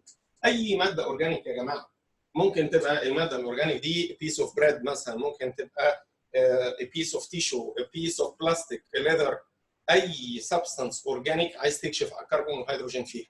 ودي طبعا التجربه اللي هي فيها الرسمه بتاعتها، وان احنا بنحط الكبر اوكسايد. الكبر اوكسايد اللي هو بيبقى لونه بلاك لما بيجي يتحط عند الكومباوند، طالما ان في كربون، الكربون ده بيتفاعل مع كبر اوكسايد اون هيتنج، فكان بيطلع لي كربون دايوكسيد وبيطلع لي كبر ميتال. اوكي الكربون دايوكسيد ده بيبان ازاي؟ انه تيرن اللايم ووتر اللي احنا بنبقى عاملينه في التجربه ده الى اللون التربيد. يبقى التربيديتي بتاعت اللايم ووتر انديكيت ان في كربون دايوكسيد which comes from الى الكربون اوف اورجانيك كومباوند. طب بالنسبه للهيدروجين بنكشف عليه ازاي؟ لو في هيدروجين، الهيدروجين ده برضه لما بيتفاعل مع الكبر اوكسايد والهيت فكان بيطلع لي الووتر فيبر، تمام؟ الووتر فيبر دي بتبان ازاي؟ انها تيرن الانهيدرس كبر سلفيت اللي هي لونها وايت ويحولها الى هايدريتد كبر سلفيت اللي هي بيبقى لونها بلو. وبالتالي لو انا لقيت ان الكبر سلفيت الانهيدرس اللي انا حاططها اللي هي وايت انهيدرس كبر سلفيت changed into blue، ده دليل على انه في ووتر فيبر بروديوسد. الووتر فيبر ده جه منين؟ from الهيدروجين اوف الاورجانيك كومباوند. اوكي؟ يبقى ده في اي تجربه عايز تثبت كربون وهيدروجين انت بتستعمل كده. طبعا ايه اللي بيبان قدامك؟ انت بتشوف انه ده بقى تربد، بتشوف كمان انه الانهيدرس كبر سلفيت اللي هي الوايت بقت لونها بلو. حاجه ثانيه بتشوفها بس مش مكتوبه في التجربه، بس لازم تبقى فاهمها كده في دماغك، ان الكبر اوكسيد اللي كان محطوط في التيست تيوب اللي احنا بنعمل لها هيتنج، كبر اوكسيد ده لونه بلاك، لكنه نتيجه الرياكشن ده بيبتدي يتكون حبيبات من الكبر. الكبر بيبقى لونه الريدش براون ميتال.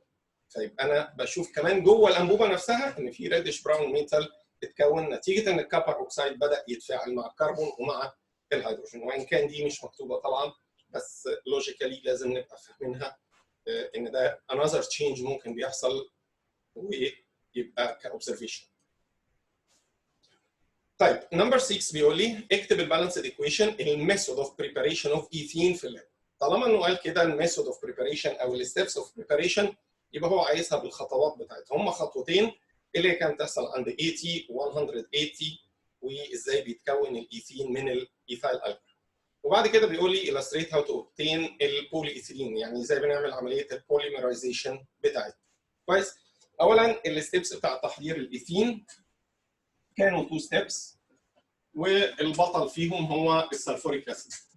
بمعنى ان احنا كنا بنبتدي من الايثايل الكحول اللي هو عباره عن C2H5OH، وال C2H5OH ده كان بيتفاعل مع السلفوريك اسيد اللي احنا بنكتبه بالشكل ده HOSO3H. اول رياكشن ده اللي كان بيتم عند درجه حراره 80 كان اللي بيحصل فيها انه يبتدي السلفوريك اسيد اللي هو دوره المفروض انه دي هايدريتنج، يعني بيشد الووتر وبيشيل الووتر، ريموف الووتر، اليمينيت الووتر، بيبتدي يشيل الووتر بس على اجزاء، يعني بيشيل الاو اتش الاول. فبالتالي بتتاخد الاو اتش اللي هنا مع الاتش اللي هنا وبيطلع الووتر، وبيتكون كومباوند كبير شويه اللي هو الايثايل هيدروجين سلفيت. اوكي؟ بعد كده الايثايل هيدروجين سلفيت ده اللي هي الستيب نمبر 2 بقى، هو نفسه يبتدي يحصل له ثيرمال ديكومبوزيشن بس عند 180. فبيبتدي يتفكك ازاي؟ السلفوريك اسيد ياخد له اتشاي من هنا فيطلع لي C2H4 اللي هو CH2 دبل بوند CH2 ايثين يعني مع سلفوريك اسيد. فده كده التو ستيبس بتاعتنا اللي احنا كتوتال، طبعا ده طار مع ده والسلفوريك اللي طلع هنا طار مع هنا، فكانه في التوتال انا كنت بكتب C2H5OH بيطلع لي C2H4 بلس H2O، ودي كانت في وجود الكونسنتريتد سلفوريك اللي هو الحقيقه دخل وخرج من الرياكشن وهو اللي بيعملها. الحاجه الثانيه اللي هو بيقولها لك ازاي بقى تحضر البولي ايثيلين، ولا حاجه احنا ما بنعملش اي حاجه غير ان احنا البولي ايثيلين ده اللي هو بيجي منين؟ من المونومر اللي اسمه الايثين او الايثيلين. فانا بكتب انه 2 مولكيول او 3 مولكيول كده من الايثين او الايثيلين، 2 او 3 مولكيول، وبعدين بالهيت والبريشر والكاتاليست اللي هي عمليه البوليمرايزيشن، وبعدين بنبتدي نعمل التشين اللي احنا بنفتحها كده اللي هي بتبقى عباره عن بوليمر. ماشي؟ بنعمل براكت والان. لو قال لي بقى اشرح الستيبس يبقى احنا بنقول كده ان الدبل بوند بيحصل لها بروكن، each كربون بيبقى بيتكون عندها فري الكترونز، الالكترونز كومباين توجذر فورمينج ايه دلوقتي؟ لونج تشين ما بينهم وما بين بعض بتبقى ساتوريتد. اوكي؟ ده بالنسبه لنمبر 6. نمبر 7 بيقول لي ايه التايب اوف بوليمرايزيشن اللي بيحصل في التفلون. احنا خدنا انه انواع البوليمرايزيشن الحقيقه نوعين، كوندنسيشن بوليمرايزيشن وده ما درسناش عليه اكزامبل لان ده كان في البارت اللي اتلغى، والنوع الثاني اللي هو الاديشن بوليمرايزيشن اللي هو البوليمرايزيشن اللي بيحصل لما يكون عندي حاجه انساتوريت وبنجمعها لارج نمبر من المولكيول وبيطلع لي في الاخر كومباوند بيكون ساتوريت. ده اللي بيحصل فيه البولي ايثيلين، بولي بروبيلين، بولي فينايل كلورايد والتفلون. رايت الاستراكشر فورميلا بتاعت البوليمر بتاع التفلون. التفلون البوليمر بتاعه شبه البولي ايثيلين بالظبط بس كلهم فلورين، يعني هيبقى بدل الاتشات كلها اف، وبالتالي هيبقى البوليمر التفلون عباره عن سي وسي الاربع اطراف بتوعها فلورين اتومز. وطبعا بنعمل البراكت ونحط الان. يبقى ده كده الفورمولا بتاعت بوليمر التفلون. نمبر 8 وده السؤال اللي قبل الاخير، بيقول لي ان الكاين المولر ماس بتاعته 54 جرام، ده المولر ماس بتاعت الالكاين. كونكلود الاستراكشر فورمولا واكتب لي المولكيولر فورمولا and its name according لليوباك. كويس؟ طيب احنا عندنا 54 ماشي. تعالى كده نفكر كده فيها. هو مديني كومباوند، بيقول لي الكومباوند ده الكاين.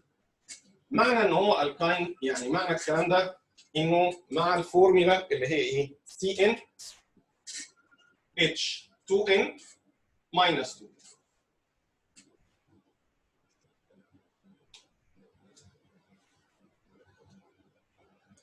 اوكي؟ فالفورمولا بتاعتنا CN H2N minus 2. طيب الوزن بتاعه 54. طب هو الوزن ده عباره عن ايه؟ عباره عن عدد الهيدروجين وعدد الكربون، بس كل واحد في الاتوميك ماس بتاعته. يعني انا عندي عدد N من الكربون، والكربون الواحده ب 12 جرام. يعني كده لو انا عندي عدد من الكربون 2 يبقى 2 في 12، 3 يبقى 3 في 12. وعندنا عدد الهيدروجين اللي هو 2N-2، والهيدروجين اصلا الوزن بتاع الواحده فيهم 1. توتال بقى وزن الكربون مع وزن الهيدروجين ده ب 54. فكاني عملتها معادله الجبرا. فيبقى انا كده بالنسبه لي 12N plus 2N minus 2 بتساوي 54. يعني 14N بتساوي 54 وهنوديلها 2 دي يعني هتبقى بتساوي 56. يبقى ال N بتساوي 56 ديفايدد على 14، يبقى ال N دي بتساوي 4. يبقى انا كده فهمت ايه؟ فهمت ان الكومباوند بتاعي ده ال N بتاعته 4 وانه من الالكاين. يبقى هو C4 H بقى كام؟ 6. اوكي؟ بعد ما انت عرفت كده هو بقى بيقول لك اكتب لي المولكيولار فورمولا كتبناها، اكتب لي بقى الاستراكشر فورمولا واليوباك. طب انا عندي 4 كربون وفي تريبل بوند لانه الكاين. طب ال4 كربون التريبل بوند دي فين بقى؟ التريبل بوند دي يا اما طبعا على طرف من الاطراف، تمام، يا اما في احتمال انها تبقى في النص. يعني معنى الكلام ده ان في 2 ايزومر ممكن يطلعوا من الكومباوند ده ويبقى شكله كده. وطبعا بتكمل بقى الاتشات، هنا دي هتبقى H3 H2 دي ما فيهاش حاجه ودي فيها H. هنا بالنسبه لي دي H3 ودي H3 واللي في النص دي ما عندهاش حاجه ولا دي عندها حاجه. يبقى انا كده عندي 2 ايزومر هما الاثنين C4H6 وهما الاثنين الفورمولا بتاعتهم او المولر ماس بتاعتهم 54. الاسامي بقى بالنسبه لي ده هيبقى اسمه 1 بيوتاين وده هيبقى اسمه 2 بيوتاين. اوكي؟ اخر سؤال عندنا برضو سؤال كده بسيط بس فيه تفكير، حاجه بسيطه المفروض يعني ان احنا تعرفوه على طول. بيقول لي وات هابنز للكلر بتاعت البرومين ووتر. البرومين ووتر ده اللي لونه ريد. when 2 moles من البرومين dissolved في كربون تتراكلورايد are added 1 mole of each. يعني انا كل واحد من دول هحط له، كل مول من دول هحط له 2 مول من البرومين.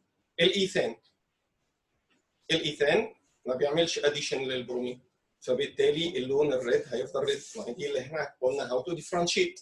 لو انا عندي حاجه ساتوريتد او الكان وحط له برومين اللي هو لونه ريد هيفضل الريد كده. طب ايثين، خلي بالك بقى من النقطه هنا. الايثين عنده دبل بوند، يعني يقدر يدخل Br2 بس لكن ما يقدرش يدخل 2 مول من الBr2. اذا هيكسر دبل ويخليها سنجل ويدخل مول من البرومين، لكن المول الثاني بتاعت البرومين ويل نوت رياكت. ومعنى ان المول الثاني ويل نوت رياكت يعني برضو اللون هيفضل ريد مش هيختفي رغم انه اتفاعل وعمل اديشن، بس في 2 مول، فبالتالي مول هيعمل اديشن ويكسر الدبل بوند ويحوله الى ساتوريت، المول الثاني هيفضل موجود في الميديوم اوف رياكشن فهيفضل اللون ريد. يبقى في الاولانيه الريد ريمين وفي الثانيه الريد كلر برضه ريمين رغم ان حصل رياكشن اديشن. طب في الايثاين بقى عنده تريبل بوند فبيقدر يكسر الدبل، يكسر تريبل لدبل وبعدين يكسر الدبل لسنجل، وبالتالي بيقدر يتفاعل مع 2 مول من البرومين، وعشان كده بيعمل لي في الاخر ايه 1 1 2 2 تترا برومو ايثان، وبالتالي بيستهلك 2 برومين مولكيول وعشان كده الكلر الريد بتاع الاثنين برومين هيختفي في الاخر، يبقى الوحيده اللي الكلر بتاعتها اختفت هي البي ساين، بينما الاثنين دول الكلر هنا هيريمين فيهم ويفضل اللون لونه ريد. طيب يبقى احنا كده بالنسبه لنا برضو خلصنا الجزء اللي هو بتاع الاورجانيك. ميرسي جدا على تركيزكم وعلى الشغل اللي انتوا بتشتغلوه. انا عارف ان انتوا يعني بتحاولوا على قد ما تقدروا ان انتوا تخلصوه، بحيث ان احنا اليومين اللي فاضلين دول هنحاول نشتغل زي ما اتفقنا في البرنامج بتاعنا، انه هنشتغل على الموديل اكزامز بتاعت الوزاره في السنين اللي فاتت، وهنشتغل على الامتحانات بتاعت برضه اخر كام سنه. وانتوا اوريدي احنا وقت الريفيجنز اللي هي كانت قبل كده عملناهم كلهم، خلصنا كل المودلز دول ال 26 موديل اللي كانوا عندنا ولا 36 موديل اللي كانوا عندنا، كل دي الحاجات دي خلصت. فبالتالي بس محتاجين نعيد عليهم عشان نفتكر الحاجات اللي حليناها دي كلها وكل الاسئله اللي وقفت قدامنا. اوكي، ولو في حاجه كنا معلمين عليها او واقفه قدامنا نبتدي نركز برضه ان احنا نفهمها تاني او نحاول نحلها مره كمان. يلا جود لك وربنا معاكم، وركزوا كده في اليومين الجايين. ولو برضه في اي حد عنده اي اسئله يبعت لي في اي وقت، يعني انا I'm available في اي وقت.